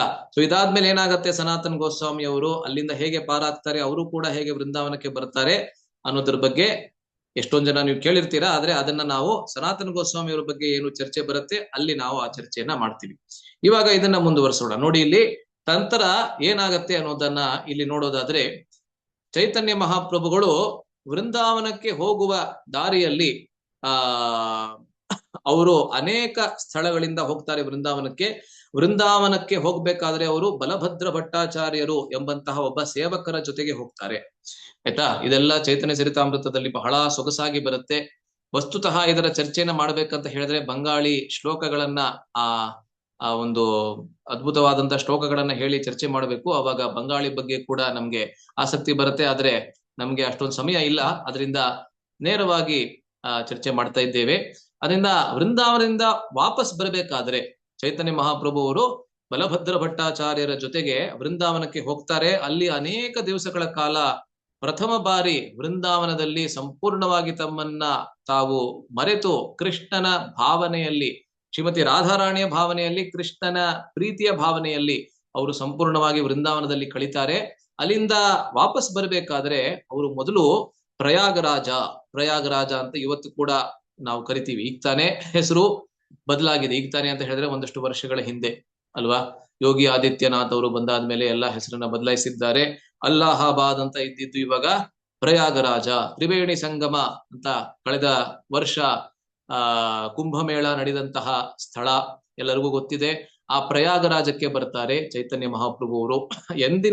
ಎಂದಿನಿಂದಲೂ ಆ ಸ್ಥಳಕ್ಕೆ ಬಹಳ ಮಹತ್ವವನ್ನ ಸನಾತನ ಧರ್ಮಿಗಳು ಎಲ್ಲರೂ ಕೂಡ ಕೊಡ್ತಾರೆ. ಯಾಕೆ ಅಂತ ಹೇಳಿದ್ರೆ 3 ಅತಿ ಶ್ರೇಷ್ಠವಾಗಿರ್ತಕ್ಕಂತಹ ನದಿಗಳು ಸಂಗಮವಾಗುವಂತಹ ಸ್ಥಳ. ಗಂಗೆ, ಯಮುನೆ ಮತ್ತೆ ಸರಸ್ವತಿ ಇವಾಗ ಕಾಣಿಸ್ತಾ ಇಲ್ಲ, ಆದ್ರೂ ಕೂಡ ಅದರಲ್ಲಿ ನಾವು ನಂಬ್ತೀವಿ. ಗಂಗೆ ಮತ್ತೆ ಯಮುನೆ ಬಹಳ ಸ್ಪಷ್ಟವಾಗಿ ಸಂಗಮವಾಗ್ತಾ ಇರುವಂತಹ ಸ್ಥಳ ನಮ್ಗೆ ಕಾಣಿಸುತ್ತೆ. ನೀವು ಅಲ್ಲಿ ಹೋಗಿ ಖಂಡಿತವಾಗ್ಲೂ ಸ್ನಾನ ಮಾಡಿರ್ತೀರಾ, ಇಲ್ಲ ಅಂತ ಹೇಳಿದ್ರೆ ನೀವು ಯಾವಾಗ ಬೇಕಾದ್ರೂ ಹೋಗಿ ಸ್ನಾನ ಮಾಡಬಹುದು. ಅಲ್ಲಿ ತೀರದಿಂದ ನಿಮ್ಮನ್ನ ದೋಣಿಯಲ್ಲಿ ಕರ್ಕೊಂಡು ಹೋಗ್ತಾರೆ. ಆ ಸ್ಥಳದಲ್ಲಿ ನೀವು ಹೋಗಿ ಬಹಳ ಸುಂದರವಾದಂತಹ ಸ್ಥಳ. ಮತ್ತೆ 2 ನದಿಗಳು, ಒಂದು ಕಪ್ಪು ಬಣ್ಣ, ಮತ್ತೊಂದು ನಿಜವಾಗ್ಲೂ ಬಿಳಿ ಬಣ್ಣ, ಆದ್ರೆ ಇವಾಗ ಹಸಿರು ಬಣ್ಣ ಆಗಿದೆ. ಅಲ್ವಾ. ಯಮುನೆ ಕಪ್ಪು ಮತ್ತೆ ಗಂಗೆ ಹಸಿರು ಬಣ್ಣ, ಆದ್ರೆ ಮೂಲ ಅದರ ಬಣ್ಣ ಬಿಳಿ ಅಂತ ಹೇಳ್ತಾರೆ. ಅದರಿಂದ ಎರಡು ಸಂಗಮವಾಗುವಂತಹ ಸ್ಥಳವನ್ನ ನೀವು ನೋಡಿ ಅಲ್ಲಿ ಸ್ನಾನವನ್ನ ಮಾಡಬಹುದು. ಬಹಳ ಸುಂದರವಾದಂತಹ ಸ್ಥಳ. ಅದರಿಂದ ಅಲ್ಲಿ ಚೈತನ್ಯ ಮಹಾಪ್ರಭುಗಳು ಬಂದಿರ್ತಾರೆ. ಯಾವ ಮಾಸದಲ್ಲಿ ಬರ್ತಾರೆ ಅಂತ ಹೇಳಿದ್ರೆ ಮಾಘ ಮಾಸ. ಮಾಘ ಮಾಸ ಅಂತ ಹೇಳಿದ್ರೆ ಯಾವುದು? 11ನೇ ತಿಂಗಳು ಅಲ್ವಾ. ಚೈತ್ರ, ವೈಶಾಖ, ಜ್ಯೇಷ್ಠ, ಆಷಾಢ, ಶ್ರಾವಣ, ಭದ್ರ, ಕಾರ್ತಿಕ, ಮಾರ್ಗಶೀರ್ಷ, ಪೌಷ ಮತ್ತೆ ಈಗ ಫಾಲ್ಗುಣ ಮುಗಿದು ಇವಾಗ ಚೈತ್ರ ಮಾಸ ನಡೀತಾ ಇದೆ. ಇವಾಗ ರಾಮನವಮಿ ಆಗಿದೆ. ಅದರಿಂದ ಇದಕ್ಕಿಂತ 2 ತಿಂಗಳ ಹಿಂದೆ ಅಂತ ಹೇಳಿದ್ರೆ ಜನವರಿ ಮಾಸದಲ್ಲೇ ಬರುತ್ತೆ ಮಾಘ ಮಾಸ ಅಲ್ವಾ. ಮಾಘ ಮಾಸದಲ್ಲಿ ಅವರು ಅಲ್ಲಿಗೆ ಬರ್ತಾರೆ. ಮತ್ತೆ ಚೈತನ್ಯ ಮಹಾಪ್ರಭುಗಳು ಅಲ್ಲಿಗೆ ಬಂದು ಏನ್ ಮಾಡ್ತಾರೆ? ಸಮಸ್ತವಾದ ಪ್ರಯಾಗರಾಜವನ್ನ ಕೃಷ್ಣ ಪ್ರೇಮದಲ್ಲಿ ಅವರು ಮುಳುಗಿಸ್ಬಿಡ್ತಾರೆ ಅಂತ ಚೈತನ್ಯ ಚರಿತಾಮೃತ ಹೇಳುತ್ತೆ. ಅಂತ ಹೇಳಿದ್ರೇನು? ಎಲ್ಲರಿಗೂ ಆ ಭಗವಂತನ ಪರಿಶುದ್ಧ ನಾಮವನ್ನ ನೀಡಿ, ಆ ನಾಮವನ್ನ ನೀಡುವುದರ ಮೂಲಕ ಅವರಲ್ಲಿ ಕೃಷ್ಣ ಪ್ರೇಮವನ್ನ ಉದ್ಭವಿಸ್ತಾ ಇದ್ರು ಚೈತನ್ಯ ಮಹಾಪ್ರಭು ಅವರು ಅಲ್ವಾ. ಆ ರೀತಿಯಾದಂತ ವೃಂದಾವನಕ್ಕೇನೆ ನಮ್ಮ ರೂಪ ಗೋಸ್ವಾಮಿ ಮತ್ತೆ ಅನುಪಮರು ಕೂಡ ಬರ್ತಾರೆ. ಇದು ಬಹಳ ಮುಖ್ಯವಾದಂತಹ ಚರ್ಚೆಯಾಗಿ ನಾವು ಮಾಡುವಂತಹದ್ದು. ಯಾಕೆ ಅಂತ ಹೇಳಿದ್ರೆ ಇದರಲ್ಲಿ ರೂಪ ಗೋಸ್ವಾಮಿ ಮತ್ತೆ ಅನುಪಮರು ಹೇಗೆ ಮಹಾಪ್ರಭುಗಳ ಜೊತೆಗೆ ಪ್ರಥಮ ಭೇಟಿಯಲ್ಲ, ಆದ್ರೆ ಅವರ ಶಿಕ್ಷಣಗಳೇನಿತ್ತು ಅಂದ್ರೆ ರೂಪ ಶಿಕ್ಷಾ ಅಂತ ಕರೀತಾರೆ. ಮಹಾಪ್ರಭು ಅವರು ರೂಪ ಗೋಸ್ವಾಮಿ ಅವರಿಗೆ 10 ದಿವಸಗಳ ಕಾಲ ಪ್ರಯಾಗರಾಜದಲ್ಲಿ ದಶಾಶ್ವಮೇಧ ಘಾಟದಲ್ಲಿ ಕೊಟ್ಟಂತಹ ಶಿಕ್ಷಣಗಳು, ಅದೆಲ್ಲವನ್ನ ನಾವು ಚರ್ಚೆ ಮಾಡೋದು. ಶಿಕ್ಷಣಗಳನ್ನ ನಾವು ಚರ್ಚೆ ಮಾಡೋದಿಲ್ಲ, ಆದ್ರೆ ಇದು ಈ ಘಟ್ಟ ಬಹಳ ಮುಖ್ಯವಾದಂತಹ ಘಟ್ಟ. ಈ ಘಟ್ಟದಿಂದಲೇ ಈ ಒಂದು ಶಿಕ್ಷಣಗಳಿಂದಲೇ ರೂಪ ಗೋಸ್ವಾಮಿ ಅವರು ರೂಪ ಗೋಸ್ವಾಮಿ ಆಗ್ತಾರೆ ಅಲ್ವಾ. ಸೊ ಅದೇ ಸಮಯದಲ್ಲಿ ರೂಪ ಮತ್ತೆ ಅನುಪಮರು ಪ್ರಯಾಗರಾಜಕ್ಕೆ ಬರ್ತಾರೆ. ಅವ್ರಿಗೆ ಮಾಹಿತಿ ಸಿಕ್ಕಿರತ್ತೆ ನೋಡಿ, ಚೈತನ್ಯ ಮಹಾಪ್ರಭುಗಳು ವೃಂದಾವನಕ್ಕೆ ಹೋಗಿದ್ದಾರೆ ಅಂತ ಮೊದಲನೇ ಮಾಹಿತಿ. ಆದ್ರೆ ಮತ್ತೊಂದು ಬರ್ತಾ ಇರ್ಬೇಕಾದ್ರೆ ಅವರು ಫೈಕಾಬಾದಿಂದ ವೃಂದಾವನಕ್ಕೆ ಹೋಗ್ತಾ ಇರ್ಬೇಕಾದ್ರೆ ಮತ್ತೊಂದು ಮಾಹಿತಿ ಸಿಕ್ಕಿರ್ಬೇಕು ಅವ್ರಿಗೆ. ಏನಂತ? ವೃಂದಾವನದಿಂದ ವಾಪಸ್ಸು ಬಂದಿದ್ದಾರೆ, ವೃಂದಾವನದಿಂದ ಹೊರಟಿದ್ದಾರೆ ಚೈತನ್ಯ ಮಹಾಪ್ರಭುಗಳು, ಬರಬೇಕಾದ್ರೆ ಪ್ರಯಾಗರಾಜದಲ್ಲಿ ಹುಡ್ಕೊಂಡಿದ್ದಾರೆ. ಅದರಿಂದ ಇವರಿಬ್ರು ಕೂಡ ಪ್ರಯಾಗರಾಜಕ್ಕೆ ಹೋಗ್ತಾರೆ ಅಲ್ವಾ. ಆಗಿನ ಕಾಲದಲ್ಲಿ ಫೋನು ಏನು ಇರ್ಲಿಲ್ಲ. ಅದರಿಂದ ಸಂದೇಶದ ಮೂಲಕ ಅಂತ ಹೇಳಿದ್ರೆ ಬಾಯಿನ ಸಂದೇಶದ ಮೂಲಕವೇ ಎಲ್ಲ ಸುದ್ದಿಯನ್ನ ಮುಟ್ಟಿಸ್ಬೇಕಾಗಿತ್ತು. ಅದರಿಂದ ಅವ್ರಿಗೆ ಗೊತ್ತಾಗತ್ತೆ ಹೇಗೋ ಮಾಡಿ. ಅದರಿಂದ ಅವರು ಅಲ್ಲಿಗೆ ಬರ್ತಾರೆ. ಮತ್ತೆ ಅವರು ಪ್ರಯಾಗರಾಜಕ್ಕೆ ಬಂದ ಸಮಯದಲ್ಲಿ ರೂಪಾನುಪಮರು ಅಂತ ಕರಿತೀವಿ. ಅಂತ ಹೇಳಿದ್ರೆ ರೂಪ ಗೋಸ್ವಾಮಿ ಮತ್ತೆ ಅನುಪಮ ಇವರಿಬ್ಬರು ಪ್ರಯಾಗರಾಜಕ್ಕೆ ಬಂದಂತಹ ಸಮಯದಲ್ಲಿ ಏನಾಗ್ತಾ ಇತ್ತು? ಚೈತನ್ಯ ಮಹಾಪ್ರಭು ಅವರು ವೇಣಿ ಮಾಧವ, ಇವತ್ತು ಕೂಡ ಆ ದೇವಸ್ಥಾನ ಇದೆ, ಅತ್ಯಂತ ಸುಂದರವಾದಂತಹ ಕೃಷ್ಣನ ದೇವಸ್ಥಾನ ನೋಡಿ. ಪ್ರಯಾಗರಾಜದಲ್ಲಿ ಮತ್ತೆ ವಾರಾಣಸಿಯಲ್ಲಿ ಹೆಚ್ಚಾಗಿ ನಾವು ನೋಡುವಂತಹದ್ದು ಶಿವನ ಶಿವಲಿಂಗ ಉಳ್ಳುವಂತಹ ದೇವಸ್ಥಾನಗಳು ಅಂತ ಹೇಳಿದ್ರೆ ಶಿವನ ದೇವಸ್ಥಾನಗಳು. ಆದ್ರೆ ಕೃಷ್ಣನ ದೇವಸ್ಥಾನಗಳು ಅಪರೂಪವಾಗಿ ನಮ್ಗೆ ಕಾಣಿಸುತ್ತೆ ಅಲ್ವಾ. ನೀವ್ ಯಾರ್ಯಾರು ಹೋಗಿರ್ತೀರಾ, ನೀವೆಲ್ಲರೂ ನೋಡಿರ್ತೀರಾ ಅಲ್ಲಿ ಪ್ರಯಾಗರಾಜದಲ್ಲಿ. ಅದರಿಂದ ವೇಣಿ ಮಾಧವನ ದೇವಸ್ಥಾನ ಏನಿದೆ ಅಲ್ಲಿ ಅವರು ಚೈತನ್ಯ ಮಹಾಪ್ರಭುರು ಕೀರ್ತನೆಯನ್ನ ಮಾಡ್ತಾ ಇದ್ದಾರೆ ಅಂತ ಅವ್ರಿಗೆ ಕೇಳಿ ಬರುತ್ತದೆ. ಆದ್ರಿಂದ ಅವರು ತಕ್ಷಣ ಅಲ್ಲಿಗೆ ಹೋಗ್ತಾರೆ. ಅಲ್ಲಿ ಹೋದ ಕೂಡಲೇ ನೋಡ್ತಾರೆ ಸಮಸ್ತವಾದ ದೇವಸ್ಥಾನವೇ ಕೃಷ್ಣನ ಹೆಸರನ್ನ, ಕೃಷ್ಣನ ನಾಮದ ಜಪದಲ್ಲಿ, ಕೃಷ್ಣನ ನಾಮದ ಸಂಕೀರ್ತನೆಯಲ್ಲಿ, ಜಪ ಅಲ್ಲ ಸಂಕೀರ್ತನೆಯಲ್ಲಿ ಸಂಪೂರ್ಣವಾದಂತಹ ದೇವಸ್ಥಾನವೇ ಮುಳುಗ್ ಹೋಗಿದೆ. ಎಲ್ಲರೂ ಜೋರಾಗಿ ನೃತ್ಯವನ್ನ ಮಾಡ್ತಾ ಆ ಕೃಷ್ಣನ ನಾಮ ಸಂಕೀರ್ತನೆಯನ್ನ ಮಾಡ್ತಾ ಇದ್ದಾರೆ ಎಲ್ಲರೂ. ಆದ್ದರಿಂದಲೇ ಆವಾಗ ರೂಪ ಗೋಸ್ವಾಮಿ ಮತ್ತೆ ಅನುಪಮರು ಇಬ್ರು ದೂರದಿಂದ ಚೈತನ್ಯ ಮಹಾಪ್ರಭು ಅವ್ರಿಗೆ ತಮ್ಮ ಪ್ರಣಾಮಗಳನ್ನ ಸಲ್ಲಿಸ್ತಾರೆ. ಏಕೆ ಅಂತ ಹೇಳಿದ್ರೆ ಆ ಕೀರ್ತನೆಯಲ್ಲಿ ಮಧ್ಯ ಹೋಗಿ ಅವ್ರಿಗೆ ತೊಂದರೆ ಕೊಡೋದು ಬೇಡ, ಅವ್ರಿಗೆ ಡಿಸ್ಟರ್ಬ್ ಮಾಡೋದು ಬೇಡ ಅಂತ ಹೇಳಿ ದೂರದಿಂದಲೇ ಪ್ರಣಾಮಗಳನ್ನ ಸಲ್ಲಿಸ್ತಾರೆ. ಸ್ವಲ್ಪ ಸಮಯ ಆದ್ಮೇಲೆ ಏನಾಗತ್ತೆ ಅಂತ ಹೇಳಿದ್ರೆ ಅಲ್ಲಿ ಒಬ್ಬ ದಕ್ಷಿಣದ ಬ್ರಾಹ್ಮಣರೊಬ್ಬರು ಪ್ರಯಾಗರಾಜದಲ್ಲಿ, ವಾರಣಾಸಿಯಲ್ಲಿ ಇವತ್ತು ಕೂಡ ನೀವು ಹೋಗಿ ನೋಡಿದ್ರೆ ಅನೇಕ ಪರಿವಾರಗಳು ಏನಿದೆ ಅವ್ರು ಹೇಳ್ತಾರೆ ನಮ್ಮ ಪೂರ್ವಜರೆಲ್ಲ ಇವಾಗ 5 ಶತಮಾನಗಳ ಹಿಂದೆ ಅಥವಾ 5 ಜನರೇಷನ್ ಹಿಂದೆ, 5 ಜನಾಂಗಗಳ ಹಿಂದೆ, 6 ಜನಾಂಗಗಳ ಹಿಂದೆ ದಕ್ಷಿಣದಿಂದ ಇಲ್ಲಿಗೆ ಬಂದಂತವರು ಅಥವಾ ಪಶ್ಚಿಮದಿಂದ ಬಂದಂತವರು. ಅದರಿಂದ ನೀವು ನೋಡ್ತೀರಾ ಒಬ್ಬ ಮಹಾರಾಷ್ಟ್ರದ ಒಬ್ಬ ಬ್ರಾಹ್ಮಣರು ಕೂಡ ಇರ್ತಾರೆ ಅಲ್ಲಿ ವಾರಾಣಸಿಯಲ್ಲಿ. ಅವರ ಮನೆಯಲ್ಲಿ ನಮ್ಮ ಮಹಾಪ್ರಭು ಅವರು ಪ್ರಸಾದ ಸ್ವೀಕರಿಸ್ತಾ ಇರ್ತಾರೆ. ಈ ರೀತಿ ಎಲ್ಲ ನೋಡ್ತೀರಾ. ಯಾಕೆ ಅಂತ ಹೇಳಿದ್ರೆ ಅವೆಲ್ಲ ಬಹಳ ಪ್ರಧಾನವಾಗಿರ್ತಕ್ಕಂಥ ತೀರ್ಥ ಕ್ಷೇತ್ರಗಳಾಗಿರೋದ್ರಿಂದ ಬೇರೆ ಬೇರೆ ದಿಕ್ಕುಗಳಿಂದ ಬಂದು ಅಲ್ಲಿ ನೆಲೆಸ್ತಾ ಇದ್ದಂತವರು ಈಗಲೂ ಕೂಡ ನೆಲೆಸ್ತಾ ಇರುವಂತವರು ಬಹಳಷ್ಟು ಜನ ನಿಮ್ಗೆ ಸಿಗ್ತಾರೆ. ಅದರಿಂದ ಡೆಕ್ಕನ್ ಬ್ರಾಹ್ಮಣ ಅಂತ ಪ್ರಭುಪಾದರು ಹೇಳ್ತಾರೆ. ಡೆಕ್ಕನ್ ಅಂತ ಹೇಳಿದ್ರೆ ದಕ್ಷಿಣ ಅಲ್ವಾ. ಒಬ್ಬ ದಕ್ಷಿಣದ ಭಾರತ ದಕ್ಷಿಣ ಭಾರತದ ಬ್ರಾಹ್ಮಣನೊಬ್ಬನು ಅಲ್ಲಿ ಮಹಾಪ್ರಭುಗಳಿಗೆ ತಮ್ಮ ಮನೆಗೆ ಈ ಮಧ್ಯಾಹ್ನದ ಪ್ರಸಾದವನ್ನ ಸ್ವೀಕರಿಸೋದಕ್ಕೆ ಆಮಂತ್ರಣವನ್ನ ಕೊಡ್ತಾರೆ. ಅವಾಗ ಮಹಾಪ್ರಭು ಅವರ ಮನೆಗೆ ಹೋಗ್ತಾರೆ. ಅವರ ಹಿಂದಲೇ ರೂಪ ಗೋಸ್ವಾಮಿ ಮತ್ತೆ ಅನುಪಮರು ಕೂಡ ಹೋಗ್ತಾರೆ. ಅಲ್ಲಿ ಹೋಗಿ ಅವರ ಆಶೀರ್ವಾದವನ್ನ ಮತ್ತೆ ಪಡ್ಕೋತಾರೆ. ಹೇಗೆ ರಾಮಕೇಲಿಯಲ್ಲಿ ಅವರನ್ನ ಸಮೀಪಿಸಿದ್ರು ಚೈತನ್ಯ ಮಹಾಪ್ರಭುವನ್ನ ಈ ಮೂರ್ವರು ಅಥವಾ ನಾಲ್ವರು ಸಮೀಪಿಸಿದ್ರು, ಅದೇ ರೀತಿಯಲ್ಲಿ ಈಗ ಈ ಇಬ್ಬರು ರೂಪಾನುಪಮರು ಅದೇ ರೀತಿಯಲ್ಲಿ ಬಾಯಲ್ಲಿ ಒಂದು ಹುಲ್ಲು ಕಡ್ಡಿಯನ್ನ ಇಟ್ಕೊಂಡು ಕತ್ತಿನ ಮೇಲೆ ಒಂದು ಬಟ್ಟೆಯನ್ನ ಇಟ್ಕೊಂಡು, ಇದು ವಿನಮ್ರತೆಯ ಸಂಕೇತ, ಮಹಾಪ್ರಭುಗಳ ಕಾಲಿಗೆ ಬೀಳ್ತಾರೆ ಅಲ್ವಾ. ಸೊ ಮಹಾಪ್ರಭು ಅವರನ್ನ ಮೇಲಕ್ಕೆ ಎತ್ತಿ ತಮ್ಮ ಆಲಿಂಗನವನ್ನ ಅವರಿಗೆ ಕೊಟ್ಟು ನಂತರ ಚರಣ ಕಮಲಗಳನ್ನ ಕೂಡ ಅವರ ತಲೆ ಮೇಲೆ ಇಡೋದ್ರ ಮೂಲಕ ತಮ್ಮ ಅಸೀಮ ಕೃಪೆಯನ್ನ ಅವರಿಬ್ಬರಿಗೆ ಕೊಡ್ತಾರೆ. ಸನಾತನ ಗೋಸ್ವಾಮಿ ಅವರು ಎಲ್ಲಿ ಅಂತ ಕೇಳ್ತಾರೆ. ಮಹಾಪ್ರಭುಗಳಿಗೆ ಎಲ್ಲಿಗೂ ಗೊತ್ತಿದೆ, ಆದ್ರೂ ಕೂಡ ಕೇಳ್ತಾರೆ. ಅವಾಗ ರೂಪ ಗೋಸ್ವಾಮಿ ಅವರು ಹೇಳ್ತಾರೆ, ಅವರು ಪ್ರಧಾನ ಮಂತ್ರಿ ಆಗಿರೋದ್ರಿಂದ ಮತ್ತಷ್ಟು ಸಮಯ ಹಿಡಿಯತ್ತೆ ಅವರು ಬರೋದಕ್ಕೆ. ಸೆರೆಮನೆಯಲ್ಲಿ ಇವಾಗ ಇದ್ದಾರೆ, ನವಾಬ್ ಹುಸೇನ್ ಶಾ ಅವರು ಅವ್ರನ್ನ ಸೆರೆಮನೆಯಲ್ಲಿ ಇಟ್ಬಿಟ್ಟಿದ್ದಾರೆ ಅಂತ ಹೇಳ್ತಾರೆ. ಆದ್ರೆ ಚೈತನ್ಯ ಮಹಾಪ್ರಭುಗಳಿಗೆ ಇಷ್ಟೊತ್ತಿಗಾಗ್ಲೇ ಗೊತ್ತಿರತ್ತೆ, ಅವರು ಎಲ್ಲರ ಹೃದಯದಲ್ಲಿ ಅವರು ಪರಮಾತ್ಮರಾಗಿದ್ದಾರೆ ಅಲ್ವಾ. ಗೊತ್ತಾಗತ್ತೆ ಅವ್ರಿಗೆ ಏನಾಗಿದೆ ಅಂತ. ಆದ್ರಿಂದ ಇಷ್ಟೊತ್ತಿಗಾಗ್ಲೇ ಸನಾತನ್ ಗೋಸ್ವಾಮಿ ಅವರು ಅಲ್ಲಿಂದ ಪಾರಾಗಿದ್ದಾರೆ. ಆ ಸೆರೆಮನೆಗಾರ ಯಾರಿದ್ದ ಅವರಿಗೆ ಹೇಗೋ ಟೋಪಿಯನ್ನ ಹಾಕಿ, ನಮ್ಮ ಭಾಷೆಯಲ್ಲಿ ಹೇಳ್ಬೇಕಂತ ಹೇಳಿದ್ರೆ ಹೇಗೋ ಮಾಡಿ ಅವ್ರಿಗೆ ಒಂದು ಸಣ್ಣ ಮೋಸವನ್ನ ಮಾಡಿ ವಂಚನೆಯಿಂದ ಅವರು ಅಲ್ಲಿಂದ ಆಗಲೇ ತಪ್ಪಿಸ್ಕೊಂಡು ಹೋಗಿದ್ದಾರೆ. ಇದು ಈ ರೀತಿಯಾದಂತಹ ವಂಚನೆ ನಿಜವಾಗ್ಲೂ ಸರಿಯಾದಂತಹ ವಂಚನೆ. ಇದ್ರ ಬಗ್ಗೆ ಕೂಡ ಪ್ರಭುಪಾದರು ತಮ್ಮ ಒಂದು ಭಾಗವತದ ತಾತ್ಪರ್ಯದಲ್ಲಿ ಪ್ರಾಯಶಃ ಮೊದಲನೇ ಸ್ಕಂದದಲ್ಲೇ ಬರೀತಾರೆ. 13ನೇ ಅಧ್ಯಾಯದಲ್ಲಿ ಧೃತರಾಷ್ಟ್ರನ ಆ ಒಂದು ಇದು ಪ್ರಸಂಗ ಏನ್ ಬರುತ್ತೆ, ಧೃತರಾಷ್ಟ್ರ ಮನೆ ಬಿಟ್ಟು ಹೋಗುವಂತ ಪ್ರಸಂಗ ಏನ್ ಬರುತ್ತೆ ಅಲ್ಲಿ ಬರೀತಾರೆ ಅಲ್ವಾ. ಅಲ್ಲಿಗೆಲ್ಲ ಹೋಗೋದ್ ಬೇಡ ಇವಾಗ. ಆದ್ರೆ ಸನಾತನ ಗೋಸ್ವಾಮಿ ಅವರು ಆಗ್ಲೇ ಹೊರಟಿದ್ದಾರೆ ಅಂತ ಚೈತನ್ಯ ಮಹಾಪ್ರಭುಗಳೇನೆ ರೂಪ ಗೋಸ್ವಾಮಿ ಅವ್ರಿಗೆ ಹೇಳ್ತಾರೆ. ಅದರಿಂದ ನೋಡಿ, ನಿಮ್ಗೆ ಏನಾದ್ರೂ ಸುದ್ದಿ ಬೇಕು ಅಂತ ಹೇಳಿದ್ರೆ, ಯಾರು ಭಗವಂತನ ಜೊತೆಗೆ ನೇರ ಸ್ಪರ್ಶದಲ್ಲಿ ಇರ್ತಾರೆ ಅವ್ರಿಗೆ ಎಲ್ಲಾ ಸುದ್ದಿ ಗೂಗಲ್ ನಮ್ಗೆ ಕೊಡೋದಕ್ಕಿಂತ ಮುಂಚೆ ಅವ್ರಿಗೆ ಬಂದ್ಬಿಡತ್ತೆ ಅಲ್ವಾ. ಸೊ ಅದಾದ್ಮೇಲೆ ಅಸೀಮ ಕೃಪೆಯನ್ನು ಅವರಿಬ್ಬರಿಗೂ ಕೊಡ್ತಾರೆ. ಆವಾಗ ಚೈತನ್ಯ ಮಹಾಪ್ರಭುಗಳು ತ್ರಿವೇಣಿ ಸಂಗಮದ ಪಕ್ಕದಲ್ಲೇನೆ ತಮ್ಮ ನಿವಾಸ ಸ್ಥಾನವನ್ನ ಮಾಡ್ಕೊಂಡಿದ್ರಂತೆ. ರೂಪ ಮತ್ತೆ ಅನುಪಮ ಇಬ್ಬರು ಕೂಡ, ರೂಪ ಗೋಸ್ವಾಮಿ ಮತ್ತೆ ಅನುಪಮರು ಇಬ್ಬರು ಕೂಡ ಮಹಾಪ್ರಭುಗಳ ನಿವಾಸ ಪಕ್ಕದಲ್ಲೇ ತಮ್ಮ ನಿವಾಸ ಸ್ಥಾನವನ್ನ ಮಾಡ್ಕೋತಾರೆ ಅಲ್ವಾ. ನೋಡಿ ಎಷ್ಟು ಆಸಕ್ತಿಯಾದಂತಹ ಬರ್ತಾ ಇದೆ. ಅದರಿಂದ ಇದಾದ್ಮೇಲೆ ಏನಾಗತ್ತೆ ಅಂತ ಹೇಳಿದ್ರೆ, ಒಮ್ಮೆ ವಲ್ಲಭ ಭಟ್ಟರು ಅಂತ ಒಬ್ಬ ಬಹಳ ಮಹಾನ್ ಆಚಾರ್ಯರು, ಇವರೇನೆ ಈ ವಲ್ಲಭಾಚಾರ್ಯರು ಅಂತ ಒಮ್ಮೊಮ್ಮೆ ಹೇಳ್ತಾರೆ. ಆದ್ರೆ ಈ ವಲ್ಲಭ ಭಟ್ಟರು ಮತ್ತೆ ವಲ್ಲಭಾಚಾರ್ಯರು ಬೇರೆ ಅಂತ ಕೂಡ ಹೇಳ್ತಾರೆ. ವಲ್ಲಭಾಚಾರ್ಯರು ಯಾರು ಅಂತ ಹೇಳಿದ್ರೆ, ಈ ಪುಷ್ಟಿ ಮಾರ್ಗ ಅಂತ, ನೀವು ವೃಂದಾವನಕ್ಕೆ ಹೋದ್ರೆ ಇವತ್ತು ಕೂಡ ಅತಿ ದೊಡ್ಡ ಸಂಖ್ಯೆಯಲ್ಲಿ ಇರ್ತಕ್ಕಂಥ ಭಕ್ತರು ಅಲ್ಲಿ ಪುಷ್ಟಿ ಮಾರ್ಗದ ಭಕ್ತರು, ಗೌಡಿಯ ವೈಷ್ಣವರು ಇದ್ದಾರೆ. ಆದ್ರೆ ಅವ್ರನ್ನ ಬಿಟ್ಟು ಪ್ರಾಯಶಃ ಅಥವಾ ಅವರಿಗಿಂತಲೂ ಹೆಚ್ಚಿನ ಪ್ರಮಾಣದಲ್ಲಿ ಅಲ್ಲಿ ನಿಮ್ಗೆ ಪುಷ್ಟಿ ಮಾರ್ಗದ ಭಕ್ತರು ಸಿಗ್ತಾರೆ. ಅದರ ಮೂಲ ಸಂಸ್ಥಾಪಕರು ರುದ್ರ ಸಂಪ್ರದಾಯದಲ್ಲಿ ಬಂದಂತವ್ರು. 4 ಸಂಪ್ರದಾಯಗಳಿದೆ ಅಲ್ವಾ, ನಮ್ಮ ಬ್ರಹ್ಮ ಸಂಪ್ರದಾಯ, ಶ್ರೀ ಸಂಪ್ರದಾಯ, ಕುಮಾರ ಸಂಪ್ರದಾಯ ಮತ್ತೆ ರುದ್ರ ಸಂಪ್ರದಾಯ. ಅದರಿಂದ ರುದ್ರ ಸಂಪ್ರದಾಯದ ಒಂದು ಶಾಖೆ ರೂಪದಲ್ಲಿ ಬಂದಂತವ್ರು ವಲ್ಲಭಾಚಾರ್ಯರು. ಅವರೇ ಇವರು ಅಂತ ಹೇಳ್ತಾರೆ ಒಮ್ಮೊಮ್ಮೆ. ಆದ್ರೆ ಮತ್ತಷ್ಟು ಕಡೆಯಲ್ಲಿ ಇವರು ಬೇರೆ ಅವ್ರು ಬೇರೆ ಅಂತ ಕೂಡ ಹೇಳ್ತಾರೆ. ಆದ್ರೆ ಒಬ್ಬ ವಲ್ಲಭ ಭಟ್ಟರು ಎಂಬಂತ ಮಹಾನ್ ಪಂಡಿತರು ಚೈತನ್ಯ ಮಹಾಪ್ರಭುಗಳನ್ನ ಭೇಟಿ ಆಗೋದಕ್ಕೆ ಒಂದ್ ದಿವಸ ಅಲ್ಲಿ ಪ್ರಯಾಗರಾಜಕ್ಕೆ ಬರ್ತಾರೆ. ಅವ್ರನ್ನ ಭೇಟಿ ಆಗ್ಬೇಕಾದ್ರೆ ಚೈತನ್ಯ ಮಹಾಪ್ರಭುಗಳು ಈ ರೂಪ ಗೋಸ್ವಾಮಿ ಮತ್ತೆ ಅನುಪಮರನ್ನ ಅವರಿಗೆ ಪರಿಚಯ ಮಾಡಿಸ್ಕೊಡ್ತಾರೆ.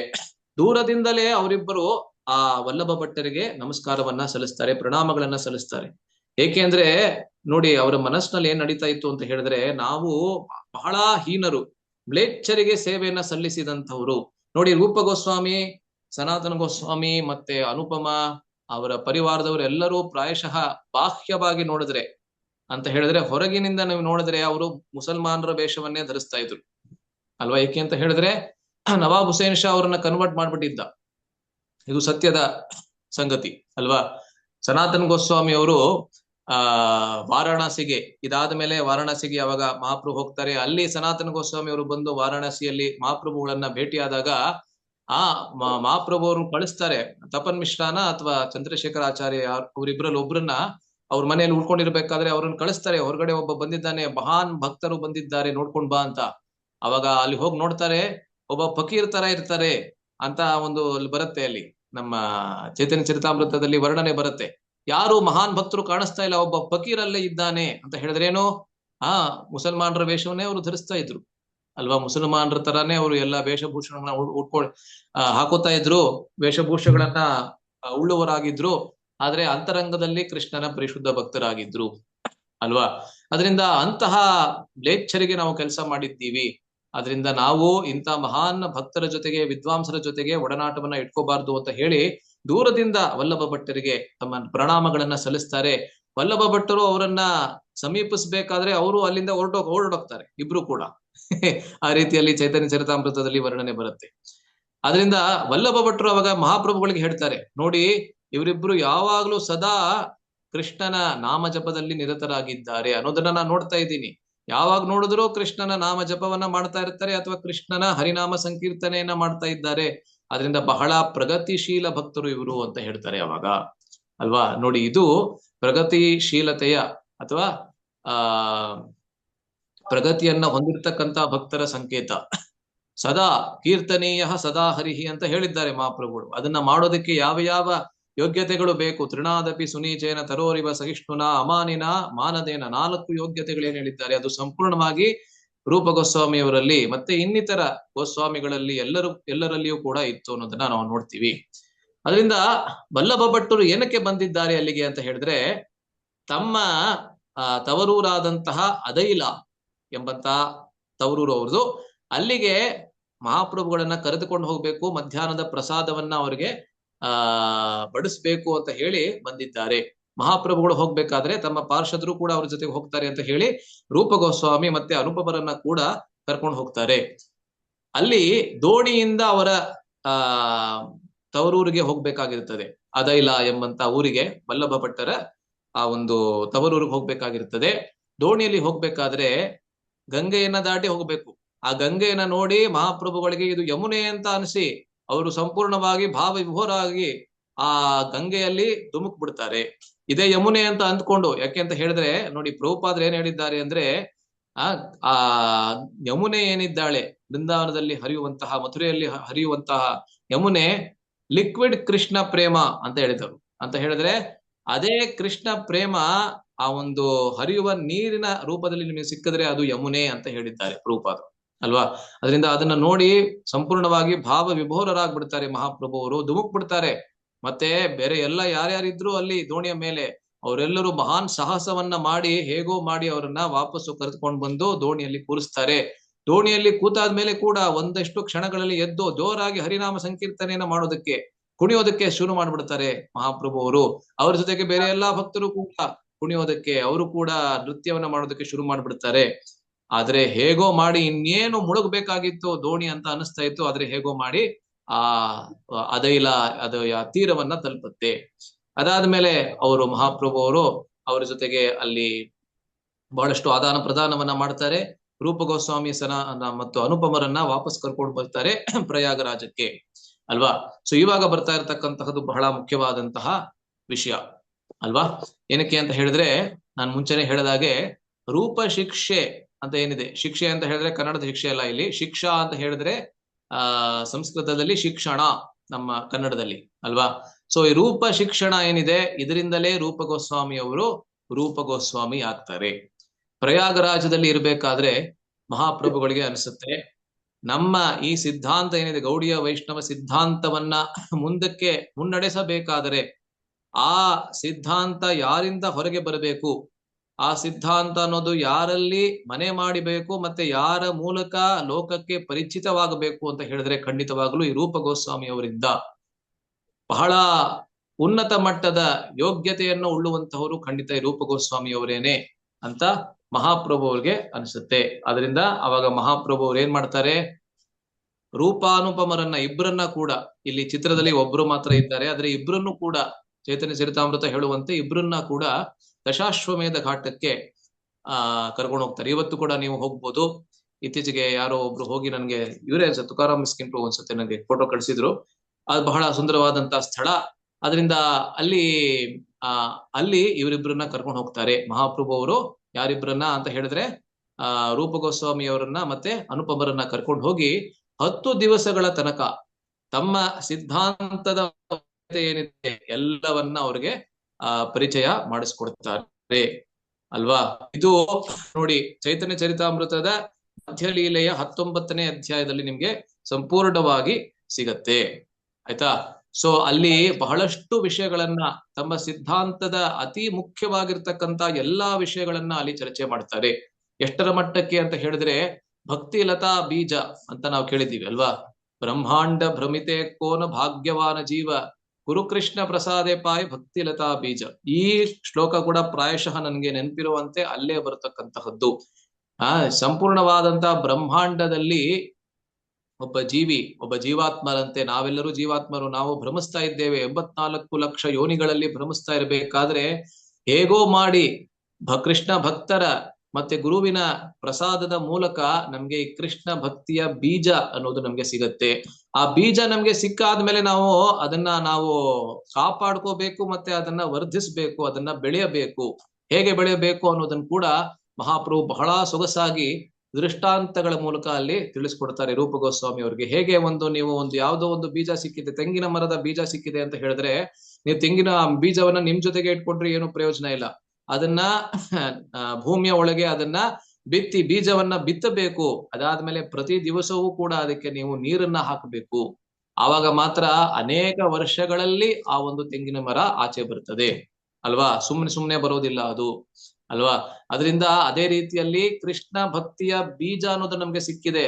ಆದ್ರೆ ನಮ್ಮ ಹೃದಯದಲ್ಲಿ ಅದನ್ನ ಹೇಗೆ ನೆಟ್ಟಬೇಕು ಅಂತ ಹೇಳಿದ್ರೆ ಅದನ್ನ ನಮ್ಮ ಭೂಮಿಯ ಎಂಬಂತ ಹೃದಯದ ಭೂಮಿಯಲ್ಲಿ ನೆಟ್ಟಿ ಪ್ರತಿ ದಿವಸವೂ ಶ್ರವಣ ಮತ್ತೆ ಕೀರ್ತನದ ಮೂಲಕ ಕೃಷ್ಣ ಶ್ರವಣ ಕೃಷ್ಣ ಕೀರ್ತನೆಯ ಮೂಲಕ ಅದಕ್ಕೆ ನಾವು ನೀರನ್ನ ನೀವು ಕೊಡ್ಬೇಕು. ಮತ್ತೆ ಅದನ್ನ ಕಾಪಾಡಲು ಬೇಕು ನಾವು. ನೋಡಿ, ಒಬ್ಬ ರೈತನಿಗೆ ಗೊತ್ತಿರುತ್ತದೆ ಅವನು ಎಷ್ಟು ಆತಂಕದಲ್ಲಿ ಇರ್ತಾನೆ. ಯಾವುದೋ ಒಂದು ಪ್ರಾಣಿ ಬಂದು ನನ್ನ ಎಲ್ಲಾ ಫಸಲನ್ನ ತಿನ್ಕೊಂಡು ಹೋಗ್ಬಾರ್ದು, ಅದರಿಂದ ಫೆನ್ಸ್ ಮಾಡಿರ್ತಾನೆ, ಒಂದು ಬೌಂಡ್ರಿ ಹಾಕಿರ್ತಾನೆ ಅಲ್ವಾ. ಇದನ್ನೆಲ್ಲ ಮಾಡಿಟ್ಕೊಂಡಿರ್ತಾರೆ ಅವರು. ಆದ್ದರಿಂದ ಅದೇ ರೀತಿಯಲ್ಲಿ ಅಪರಾಧಗಳೇನಿದೆ ಅದರಿಂದ ನಾವು ಯಾವಾಗ್ಲೂ ಸಾವಧಾನವಾಗಿರ್ಬೇಕು. ಅಪರಾಧಗಳು ಆ ಕೃಷ್ಣ ಭಕ್ತಿ ಲತಾ ಬೀಜದ ತೋಟವನ್ನ ಸಂಪೂರ್ಣವಾಗಿ ಹೇಗೆ ನಾಶ ಮಾಡ್ಬಿಡ್ತದೆ ಅಂತ ಹೇಳಿದ್ರೆ, ಅದರಲ್ಲೂ ವೈಷ್ಣವರ ಪ್ರತಿ ನಾವು ಯಾವ ಅಪರಾಧಗಳನ್ನ ಮಾಡ್ತೀವಿ ಅದು ಹೇಗೆ ಆ ಸಂಪೂರ್ಣವಾದಂತಹ ತೋಟವನ್ನ ನಾಶ ಮಾಡುತ್ತೆ ಅಂತ ಹೇಳಿದ್ರೆ, ಹೇಗೆ ಒಂದು ದೊಡ್ಡ ಆನೆ ಬಂದು ಒಂದು ತೋಟವನ್ನ ಕೆಲವು ನಿಮಿಷಗಳಲ್ಲಿ ಸಂಪೂರ್ಣವಾಗಿ ನಾಶ ಮಾಡಿ ಹೋಗ್ಬಿಟ್ಟಿರ್ತದೆ. ಆ ತೋಟವನ್ನ ಬೆಳೆಯೋದಕ್ಕೆ, ತೋಟವನ್ನ ಕಾಪಾಡಿಟ್ಕೊಳ್ಳೋದಕ್ಕೆ ಆ ರೈತ ಅಥವಾ ಅವರೆಲ್ಲರೂ ಯಾವ ಮನುಷ್ಯರು ಅಲ್ಲಿ ಕೆಲಸ ಮಾಡ್ತಾ ಇದ್ದಾರೋ ಅವರು ಅನೇಕ ವರ್ಷಗಳ ಕಾಲ ಆ ತೋಟವನ್ನ ಬೆಳೆಸಿರ್ಬೋದು. ಆದ್ರೆ ಕೆಲವು ನಿಮಿಷಗಳಲ್ಲಿ ಆ ಆನೆ ಸಂಪೂರ್ಣವಾಗಿ ನಾಶ ಮಾಡ್ಬಿಡ್ತದೆ. ಅದೇ ರೀತಿಯಲ್ಲಿ ವೈಷ್ಣವರ ಪ್ರತಿ ಅಪರಾಧಗಳು ಸಂಪೂರ್ಣವಾಗಿ ನಮ್ಮ ಹೃದಯದಲ್ಲಿ ಇರತಕ್ಕಂತ ಎಲ್ಲಾ ಕೃಷ್ಣ ಪ್ರೇಮವನ್ನ ನಾಶ ಮಾಡ್ಬಿಡ್ತದೆ ಅಲ್ವಾ. ಆ ರೀತಿಯಲ್ಲಿ ಅನೇಕ ಉಪದೇಶಗಳನ್ನ ಕೊಡ್ತಾರೆ. ಅದ್ರ ಜೊತೆಗೆ 9 ಸ್ತರಗಳೇನಿದೆ ನೋಡಿ, ರೂಪ ಗೋಸ್ವಾಮಿ ಅವರು ತಮ್ಮ ಭಕ್ತಿರಸಾಮೃತ ಸಿಂಧುವಿನ ಈ ಪೂರ್ವ ಸದರ್ನ್ ವೇವ್, ಪೂರ್ವ ಅಲೆ ಅಲ್ವಾ, ಈಸ್ಟರ್ನ್ ವೇವ್ ಅಂತ ಹೇಳ್ತಾರೆ. 4 ಅಲೆಗಳಿವೆ ಪೂರ್ವ ಭಕ್ತಿರಸಾಮೃತ ಸಿಂಧುವಲ್ಲಿ. ಅದರಿಂದ ಪೂರ್ವ ಅಲೆ ಅನ್ನೋದು ಮೊದಲನೇದಾಗಿ ಬರುತ್ತೆ ಅಲ್ವಾ. ಆ ಪೂರ್ವ ಅಲೆಯ ಕೊನೆಯ 2 ಶ್ಲೋಕಗಳಾಗಿ ಈ 9 ಸ್ತರಗಳಾಗಿ ಅವರು ಕೊಡ್ತಾರೆ. ಈ 9 ಸ್ತರಗಳನ್ನ ರೂಪ ಗೋಸ್ವಾಮಿ ಅವರಿಗೆ ಹೇಳಿದ್ಯಾರು? ಮಹಾಪ್ರಭುಗಳೇ ಹೇಳಿದ್ದು. ಅದರಿಂದ ಆರಂಭದಲ್ಲಿ ಇದು ಆದೌ ಶ್ರದ್ಧಾ ತತಃ ಸಾಧು ಸಂಘ ಅಥ ಭಜನ ಕ್ರಿಯಾ ಅಥ ಅನರ್ಥ ನಿವೃತ್ತಿ ಸ್ಯಾತ್. ಮೊದಲಲ್ಲಿ ಶ್ರದ್ಧೆ ಇರ್ತದೆ. ಮೊದಲು ಶ್ರದ್ಧೆ ಆದ್ಮೇಲೆ ಸಾಧು ಸಂಘ ಆದ್ಮೇಲೆ ಭಜನ ಕ್ರಿಯಾ ಆದ್ಮೇಲೆ ಅನರ್ಥ ನಿವೃತ್ತಿ, ಅದಾದ್ಮೇಲೆ ನಿಷ್ಠಾ, ಆಮೇಲೆ ನಿಷ್ಠಾ ಆದ್ಮೇಲೆ ರುಚಿ, ಆಸಕ್ತಿ, ಭಾವ, ಪ್ರೇಮ. ಇದೆಲ್ಲದರ ಬಗ್ಗೆ ಸಂಪೂರ್ಣವಾದಂತ ಮಾಹಿತಿಯನ್ನ ರೂಪ ಗೋಸ್ವಾಮಿ ಅವರಿಗೆ ಚೈತನ್ಯ ಮಹಾಪ್ರಭುಗಳೇ ಕೊಟ್ಟಿದ್ದು. ನೋಡಿ, ಚೈತನ್ಯ ಮಹಾಪ್ರಭು ಅವರು ಈ ಲೋಕದಿಂದ ಬಿಡಬೇಕಾದ್ರೆ ಕೇವಲ 8 ಶ್ಲೋಕಗಳನ್ನ ತಮ್ಮ ಶಿಕ್ಷಾಷ್ಟಕದಲ್ಲಿ ಬರೆದು ಹೋದ್ರು. ಆದರೆ ಆ 8 ಶಿಕ್ಷಾಷ್ಟಗಳನ್ನ ಏನು ಕೊಟ್ರು ಮಹಾಪ್ರಭುಗಳು, ಅದಲ್ಲದೆ ಬೇರೆ ಎಲ್ಲ 8 ಶಿಕ್ಷಾಷ್ಟಗಳಲ್ಲಿ ನೋಡಿದ್ರೆ ಅಷ್ಟಕದಲ್ಲಿ ಸಂಪೂರ್ಣವಾದಂತಹ ಯಾವ ಸಾರ ಏನಿದೆ ಎಲ್ಲವೂ ಅದರಲ್ಲಿ ಇದೆ. ಆದ್ರೆ ಬೇರೆ ಎಲ್ಲ ಏನೇನ್ ಕೊಡ್ಬೇಕಂತ ಇದ್ರು ಅವರು ಅದರದೇ ವಿಸ್ತಾರ ರೂಪವಾದಂತಹ ಮಾಹಿತಿಯನ್ನ ಎಲ್ಲವನ್ನ ಗೋಸ್ವಾಮಿಗಳಿಗೆ ಕೊಟ್ಟು, ಅದರಲ್ಲೂ ವಿಶೇಷವಾಗಿ ರೂಪ ಗೋಸ್ವಾಮಿ ಮತ್ತೆ ಸನಾತನ ಗೋಸ್ವಾಮಿ ಅವರಿಗೆ ಕೊಟ್ಟು ಅವರ ಮೂಲಕ ಸಂಪೂರ್ಣವಾದಂತಹ ಲೋಕಕ್ಕೆ ಪರಿಚಯ ಮಾಡಿಸ್ಕೊಡ್ತಾರೆ ಮಹಾಪ್ರಭು ಅವರು ಅಲ್ವಾ. ಇದನ್ನ ನಾವು ಅಲ್ಲಿ ನೋಡಬಹುದು. ಅದರಿಂದ 10 ದಿವಸಗಳ ತನಕ ಅನೇಕ ಉಪದೇಶಗಳನ್ನ ತಮ್ಮ ಶಿಕ್ಷಣಗಳನ್ನ ರೂಪ ಗೋಸ್ವಾಮಿ ಅವರಿಗೆ ಕೊಡ್ತಾರೆ. ಅದರಿಂದಲೇ ರೂಪ ಗೋಸ್ವಾಮಿ ಅವರಿಗೆ ಆ ರೀತಿಯಾದಂತಹ ಬೃಹತ್ ಸೇವೆಯನ್ನ ತದನಂತರ ಮಾಡೋದಕ್ಕೆ ಅವರಿಗೆ ಮನಸ್ಸಿನಲ್ಲಿ ಆ ರೀತಿಯಾದಂತಹ ಶಕ್ತಿ, ಆ ರೀತಿಯಾದಂತಹ ಹುರುಪು, ಉತ್ಸಾಹ ಎಲ್ಲವೂ ಕೂಡ ಬರ್ತದೆ ಅಲ್ವಾ. ಇದು ಬಹಳ ಮುಖ್ಯವಾದಂತಹ ಒಂದು ಸನ್ನಿವೇಶವನ್ನ ನಾವು ಇಲ್ಲಿ ಗಮನಿಸ್ತೀವಿ.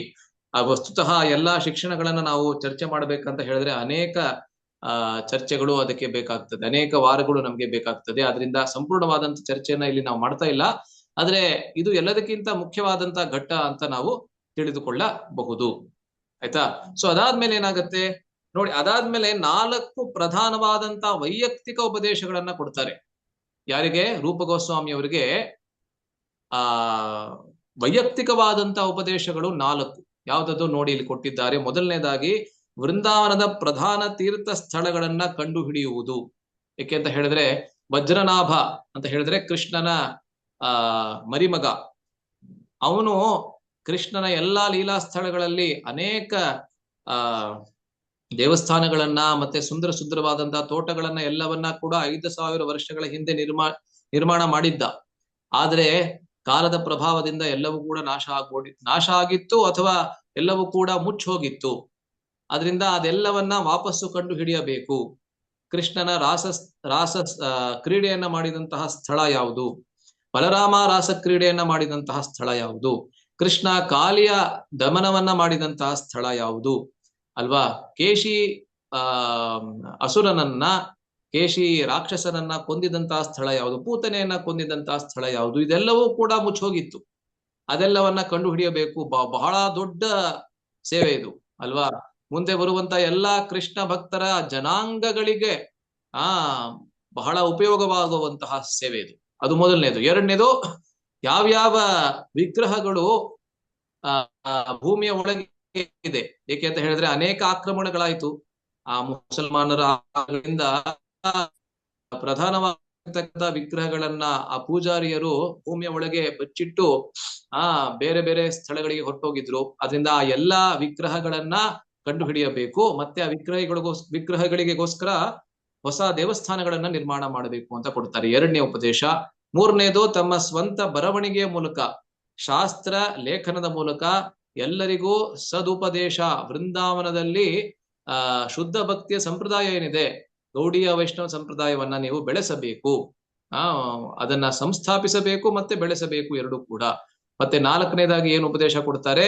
ತಮ್ಮ ಸ್ವಂತ ನಡವಳಿಕೆಯ ಮೂಲಕ ಎಲ್ಲರಿಗೂ ಭಕ್ತಿಯ ಸಿದ್ಧಾಂತದ ಪರಿಚಯವನ್ನ ತಮ್ಮ ಸ್ವಂತ ನಡವಳಿಕೆಯ ಮೂಲಕ ಮಾಡಿಸ್ಕೊಡ್ಬೇಕು ಎಂಬುದು 4 ಉಪದೇಶಗಳನ್ನ ಕೊಡ್ತಾರೆ. ಈ 4 ಬಹಳ ಬಹಳ ಮುಖ್ಯ ಅಲ್ವಾ. ಮೊದಲನೇದು ವೃಂದಾವನದ ಪ್ರಧಾನ ತೀರ್ಥ ಸ್ಥಳಗಳನ್ನ ಕಂಡು ಹಿಡಿಯುವುದು.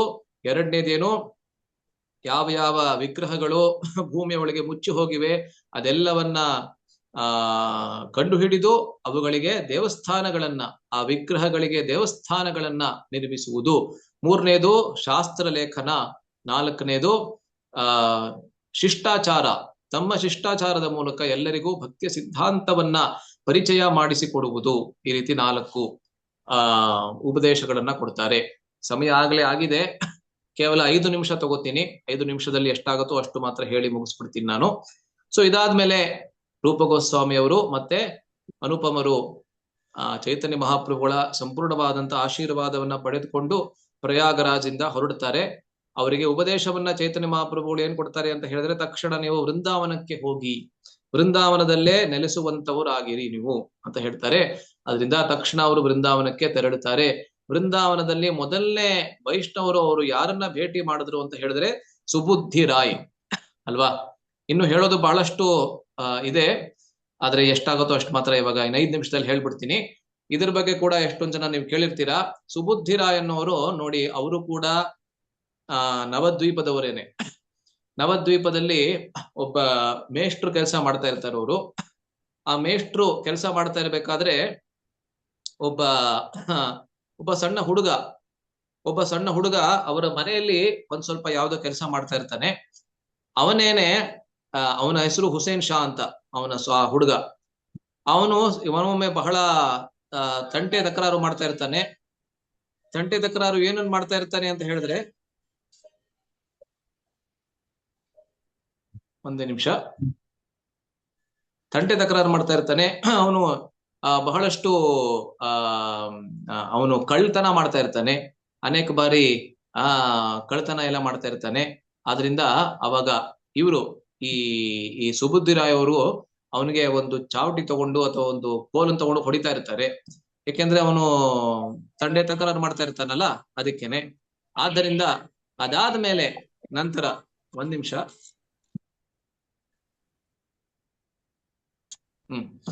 ಸೊ ಅದಾದ್ಮೇಲೆ ಎಷ್ಟೊಂದು ವರ್ಷಗಳಾಗತ್ತೆ. ಈ ಹುಡುಗ ನಾನು ಹೇಳಿದ್ನಲ್ಲ ಮುಂಚೆನೆ, ಇವನೇ ನವಾಬ್ ಹುಸೇನ್ ಶಾ ಆಗ್ಬಿಡ್ತಾನೆ.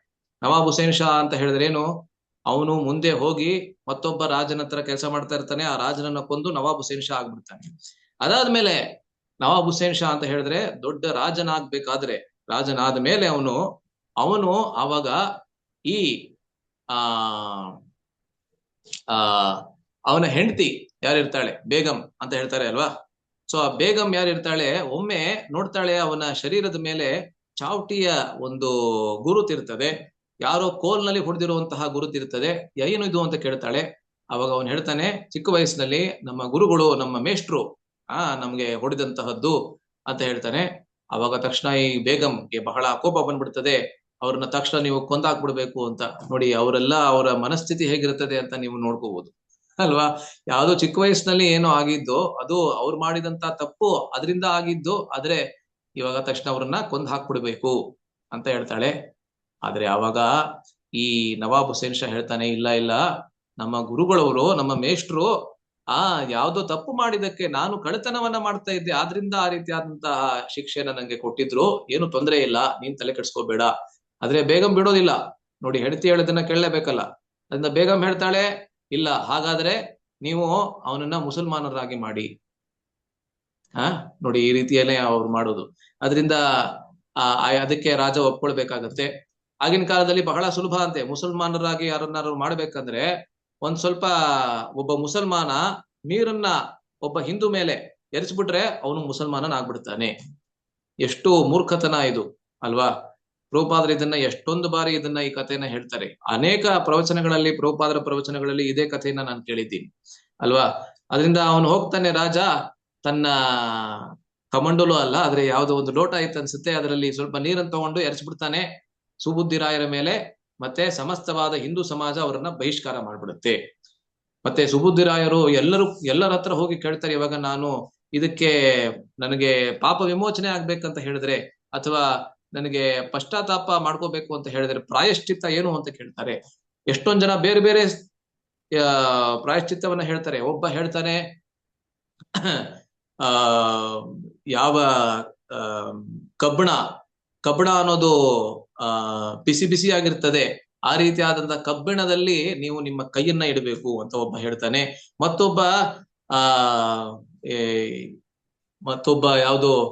ಮತ್ತೊಂದು ಅದೇ ರೀತಿಯಲ್ಲಿ ಯಾವುದು ನಾವು ಮಾಡೋದಕ್ಕೆ ಸಾಧ್ಯವಾಗೋದಿಲ್ಲ, ನಂಗೆ ಸರಿಯಾಗಿ ನೆನಪಿಗೆ ಬರ್ತಾ ಇಲ್ಲ ಅದು. ಆದ್ರೆ ಯಾವ್ದನ್ನ ನೀವು ಮಾಡೋದ್ರಿಂದ ನೀವು ಸತ್ತೇ ಹೋಗ್ತೀರಾ, ಆ ರೀತಿಯಾದಂತಹ ಪರಿಹಾರಗಳನ್ನ ಹೇಳ್ತಾರೆ. ಮತ್ತೊಂದು ಯಾವ್ದೋ ಬಿಸಿ ಆಗಿರ್ತಕ್ಕಂತ ಒಂದು ಯಾವ್ದು ಮೋಲ್ಟನ್ ಐರನ್ ಅಂತ ಏನು ಹೇಳ್ತಾರೆ, ಅದನ್ನ ನೀವು ಕುಡಿಯಬೇಕು ಅಂತ ಹೇಳ್ತಾರೆ. ಆ ರೀತಿಯಾದ ಯಾವ್ದೋ ನಾವು ಅದನ್ನ ನೀವು ಕಲ್ಪನೆ ಕೂಡ ಮಾಡ್ಕೊಳಕ್ ಆಗೋದಿಲ್ಲ. ಅದನ್ನ ಮಾಡಕ್ ಹೋದ್ರೆ ಖಂಡಿತವಾಗ್ಲೂ ಒಬ್ಬ ವ್ಯಕ್ತಿ ಸತ್ಯ ಹೋಗ್ತಾನೆ. ಆ ರೀತಿಯಾದಂತಹ ಪರಿಹಾರಗಳನ್ನ ಹೇಳ್ತಾರೆ.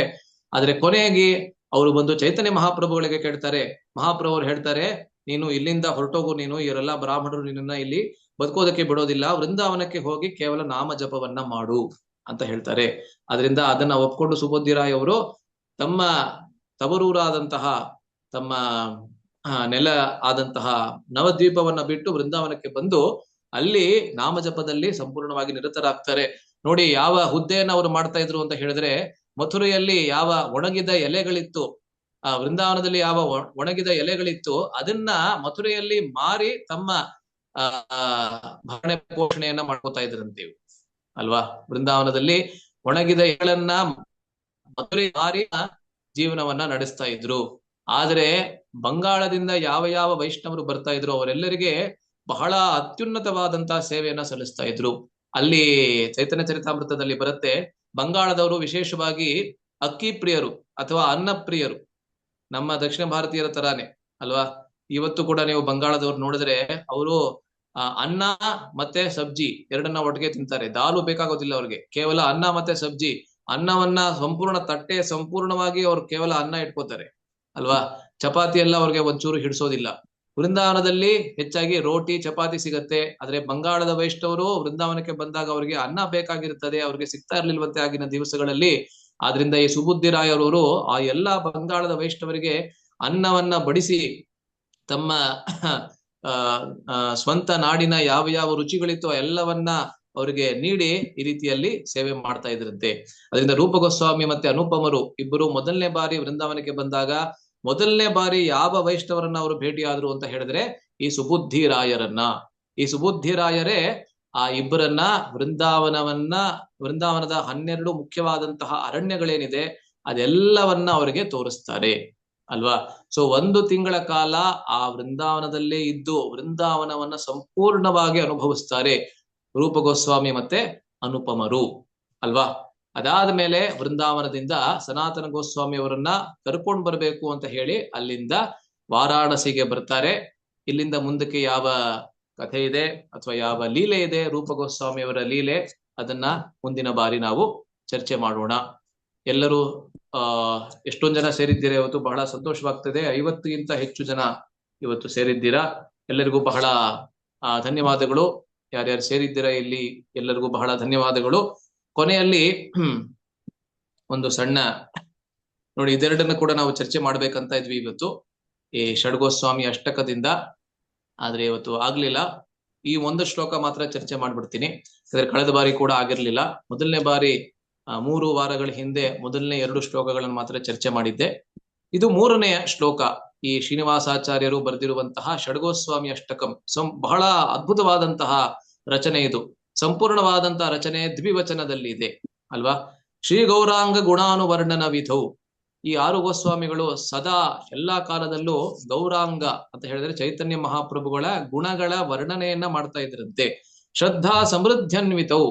ಸಂಪೂರ್ಣವಾದಂತಹ ಶ್ರದ್ಧೆಯೊಂದಿಗೆ ಶ್ರೀ ಗೌರಾಂಗನ ಗುಣ ವರ್ಣನೆಯನ್ನ ಮಾಡ್ತಾ ಇದ್ರು. ಪಾಪೋತ್ತಾಪ ನಿಕೃಂತನವು. ಯಾವ ಮನುಷ್ಯರಲ್ಲಿ ಪಾಪ ಅಂತ ಇತ್ತು, ತಮ್ಮ ಸಂಕೀರ್ತನೆಯ ಮೂಲಕ ಅವರಲ್ಲಿ ಇದ್ದಂತಹ ಪಾಪವನ್ನ ಸಂಪೂರ್ಣವಾಗಿ ಕ್ಷೀಣಿಸ್ಬಿಡ್ತಾ ಇದ್ರಂತೆ ಅವರು. ತನುಭೃತಾಂ ಗೋವಿಂದ ಗಾನಾಮೃತೈಹಿ. ನೋಡಿ, ಗೋವಿಂದ ಗಾನಾಮೃತೈಹಿ ಅಂತ ಹೇಳಿದ್ರೆ ನಾಮ ಸಂಕೀರ್ತನೆಯ ಮೂಲಕ ಆ ಶರೀರವನ್ನ ಉಳ್ಳುವಂತಹ ಮನುಷ್ಯರಲ್ಲಿ ಯಾವ ಯಾವ ಪಾಪ ಕರ್ಮಗಳಿತ್ತೋ ಎಲ್ಲಾ ಪಾಪ ಕರ್ಮಗಳನ್ನ ಹೋಗಲಾಡಿಸ್ತಾ ಇದ್ರು. ಆನಂದಾಂಬುಧಿ ವರ್ಧನೇಕ ನಿಪುಣವು. ಅವರು ಅಂಬುಧಿ ಅಂತ ಹೇಳಿದ್ರೆ ಸಮುದ್ರ, ಆನಂದವೆಂಬಂತಹ ಕೃಷ್ಣ ಪ್ರೇಮದ ಸಮುದ್ರದಲ್ಲಿ ಸಂಪೂರ್ಣವಾಗಿ ಅವರು ಧುಮುಕಿ ಅದರಲ್ಲಿ ಈಜಿ ಎಲ್ಲರನ್ನೂ ಆ ಸಮುದ್ರಕ್ಕೆ ಆಹ್ವಾನಿಸ್ತಾ ಇದ್ರು. ಅದರ ಮೂಲಕ ಸಂಪೂರ್ಣವಾಗಿ ಆ ಕೃಷ್ಣ ಪ್ರೇಮದಲ್ಲಿ ಪ್ರೇಮವನ್ನ ಅನುಭವಿಸೋದ್ರಲ್ಲಿ ನಿಪುಣರಾಗಿದ್ರು ಅವರು. ಕೈವಲ್ಯ ನಿಸ್ತಾರಕವು. ಆ ಕೃಷ್ಣ ಪ್ರೇಮವನ್ನ ಅನುಭವಿಸ್ತಾ ಇದ್ದಿದ್ರಿಂದಲೇ ಅವರು ಕೈವಲ್ಯ ಎಂಬಂತಹದ್ದನ್ನ ಸಂಪೂರ್ಣವಾಗಿ ಅವರು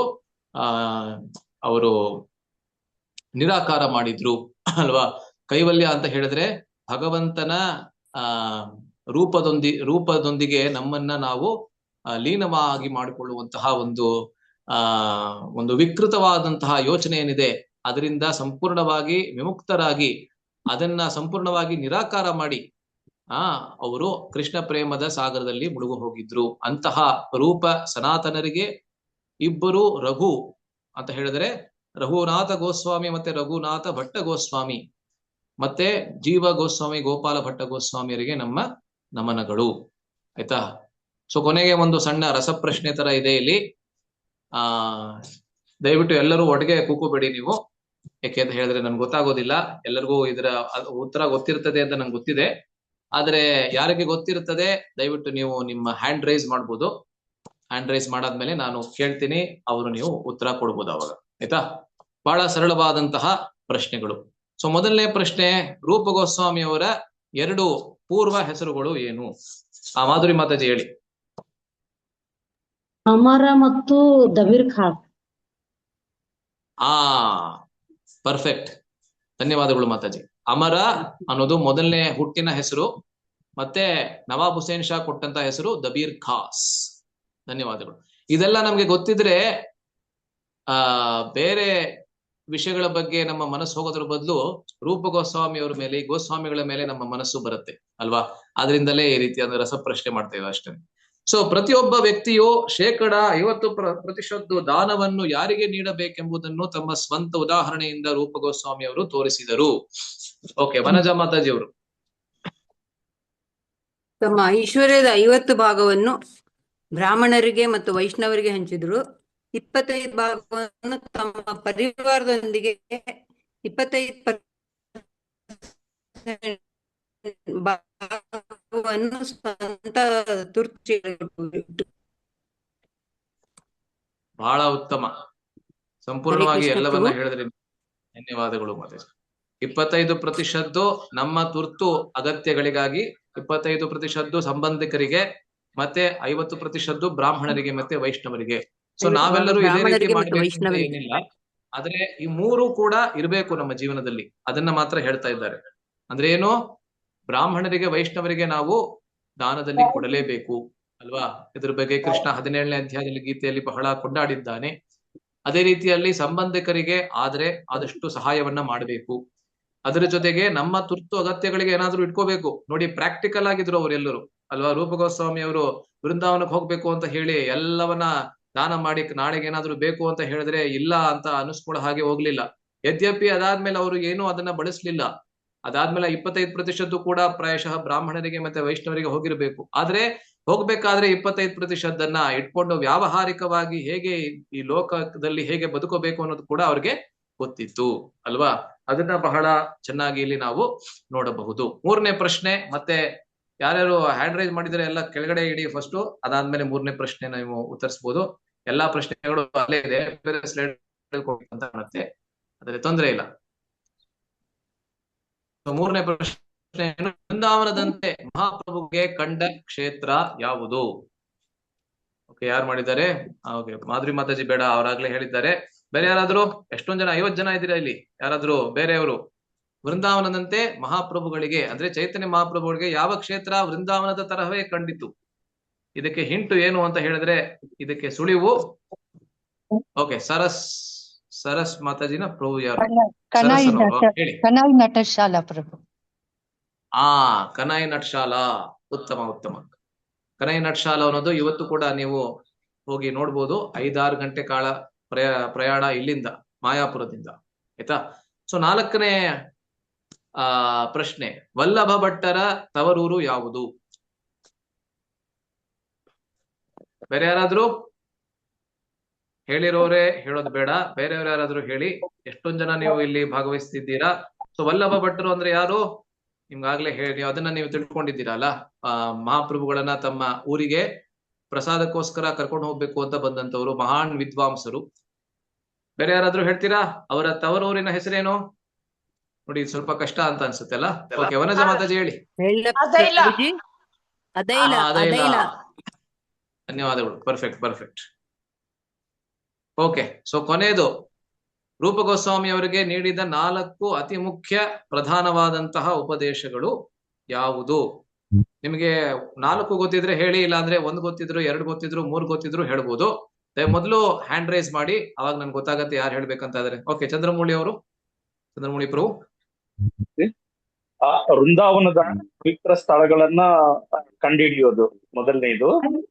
ಎರಡನೇದು ಡಿಟಿಸ್ ಅನ್ನು ಫೈಂಡ್ ಔಟ್ ಮಾಡೋದು, ಮತ್ತೆ ಅದಕ್ಕೆ ದೇವಸ್ಥಾನಗಳನ್ನ ಕಟ್ಸೋದು.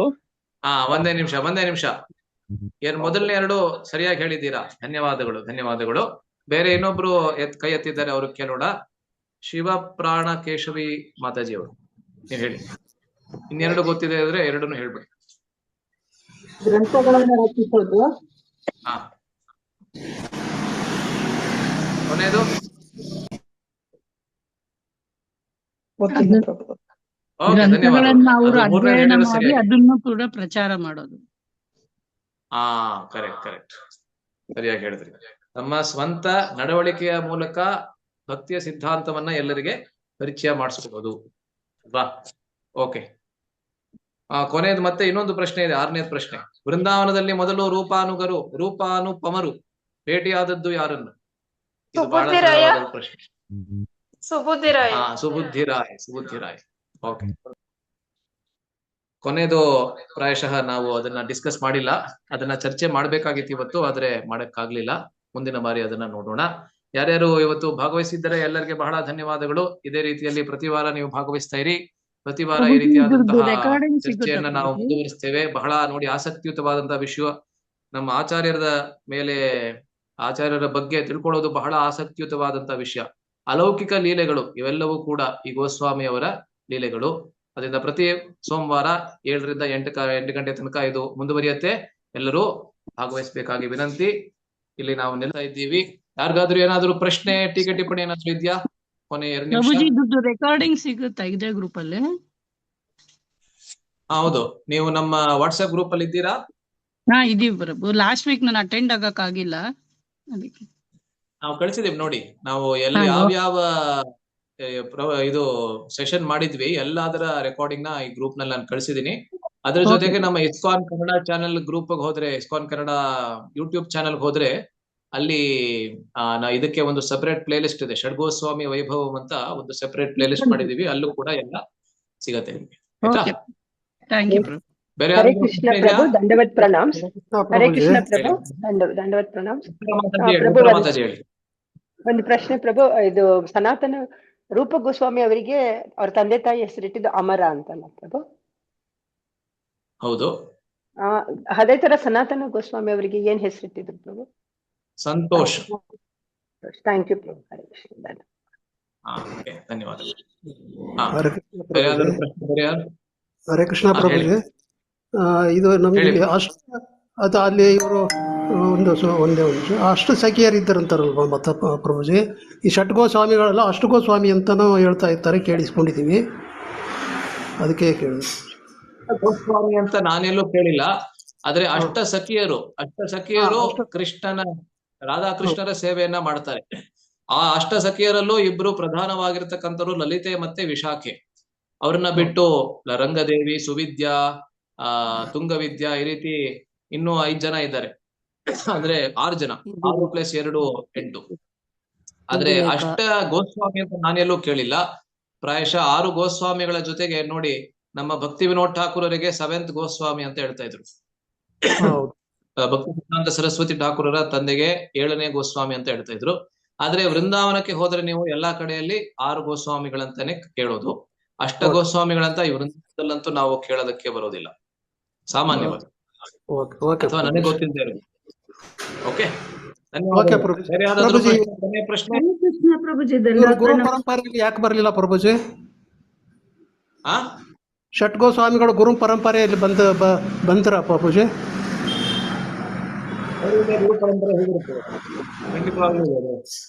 ಭಗವದ್ಗೀತೆ ಹತ್ರ ಪುಸ್ತಕ ಇದೆಯಾ? ಪ್ರಭುಪಾದರ ಭಗವದ್ಗೀತಾ ಯಥಾರೂಪ ಪುಸ್ತಕ ಇದೆಯಾ ನಿಮ್ಮ ಹತ್ರ?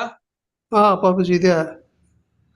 ಅದರಲ್ಲಿ ಆರಂಭದಲ್ಲಿ ಗುರು ಪರಂಪರೆ ಕೊಟ್ಟಿದ್ದಾರೆ ನೋಡಿ. ಅದರಲ್ಲಿ ಹೋಗಿ ನೋಡಿದ್ರೆ ನಿಮ್ಗೆ ರೂಪ ಮತ್ತೆ ಸನಾತನ ಗೋಸ್ವಾಮಿ ಅವರು ಸಿಗ್ತಾರೆ.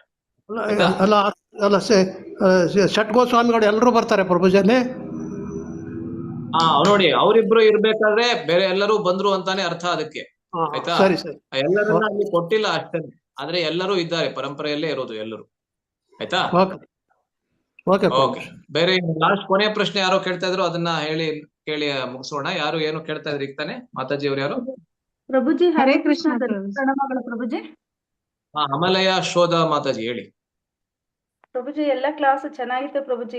ಇದು ಯೂಟ್ಯೂಬ್ ಅಲ್ಲಿ ನಾನು ಕ್ವಶನ್ ಆನ್ಸರ್ ಮಾಡ್ಕೊಂತೀನಿ ಪ್ರಭುಜಿ. ಅಂದ್ರೆ ಹೋದ್ಸರಿ ನೀವ್ ಹೇಳಿದ್ರಿ ಪ್ರಭು, ರಾಮಾನುಜಾಚಾರ್ಯರ ಕನ್ನಡ ಬುಕ್ಸ್ ಸಿಗುತ್ತೆ ಹೇಳ್ತೀನಿ ಅಂತ ಹೇಳಿದ್ರಿ ಪ್ರಭು. ಅದನ್ನ ಸ್ವಲ್ಪ ಹೆಂಗ್ ತಗೋಬೇಕು ಅನ್ನೋದನ್ನ ನೀವು ತೋರ್ಸ್ಕೊಟ್ರೆ ನಾವು ತಗೊಂತೀವಿ ಪ್ರಭುಜಿ. ಖಂಡಿತ. ನನ್ನ ನಂಬರ್ ಇದೆಯಾ ನಿಮ್ಮ ಹತ್ರ? WhatsApp number? ಇಲ್ಲ ಪ್ರಭುಜಿ, ಇಲ್ಲ ಗೊತ್ತಿಲ್ಲ. ನೀವ್ ಹಾಕ್ತಾ ನೋಡಿ ಚಾಟ್ ಅಲ್ಲಿ ವಾಟ್ಸ್ಆಪ್ ನಂಬರ್ ನಂದು. ಇದಕ್ಕೆ ನೀವು ಮೆಸೇಜ್ ನಾನು ಅದರ ಪಿಕ್ಚರ್ ಕಳಿಸ್ತೀನಿ ನಿಮ್ಗೆ. ಆಮೇಲೆ ಯಾವ್ದು ಪಬ್ಲಿಕೇಶನ್ ಅನ್ನೋದನ್ನ ಕಳಿಸ್ತೀನಿ, ನೀವು ಆಮೇಲೆ ಅದನ್ನ ತಗೋಬಹುದು. ಆಯ್ತಾ? ಆಯ್ತು ಪ್ರಭುಜಿ. ಪ್ರಭು ಇವಾಗ ನೀವು ಇದ್ ಮಾಡ್ತಾ ಇರೋದು ಯಾವ ಬುಕ್ ಇಂದ ಪ್ರಭು? ಇದು ಕಳಿಸಿದೆ ನೋಡಿ, ಚಾಟ್ ಅಲ್ಲಿ ಸಿಕ್ಕಿದೆ ಅಲ್ವಾ?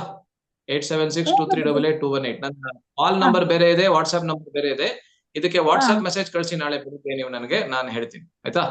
ಓಕೆ. ಸೊ ಬೇರೆ ಯಾರೋ ಕೇಳಿದ್ರು ಇವಾಗ ನಾವು ಮಾಡ್ತಿರೋದು ಯಾವ ಪುಸ್ತಕದಿಂದ ಅಂತ.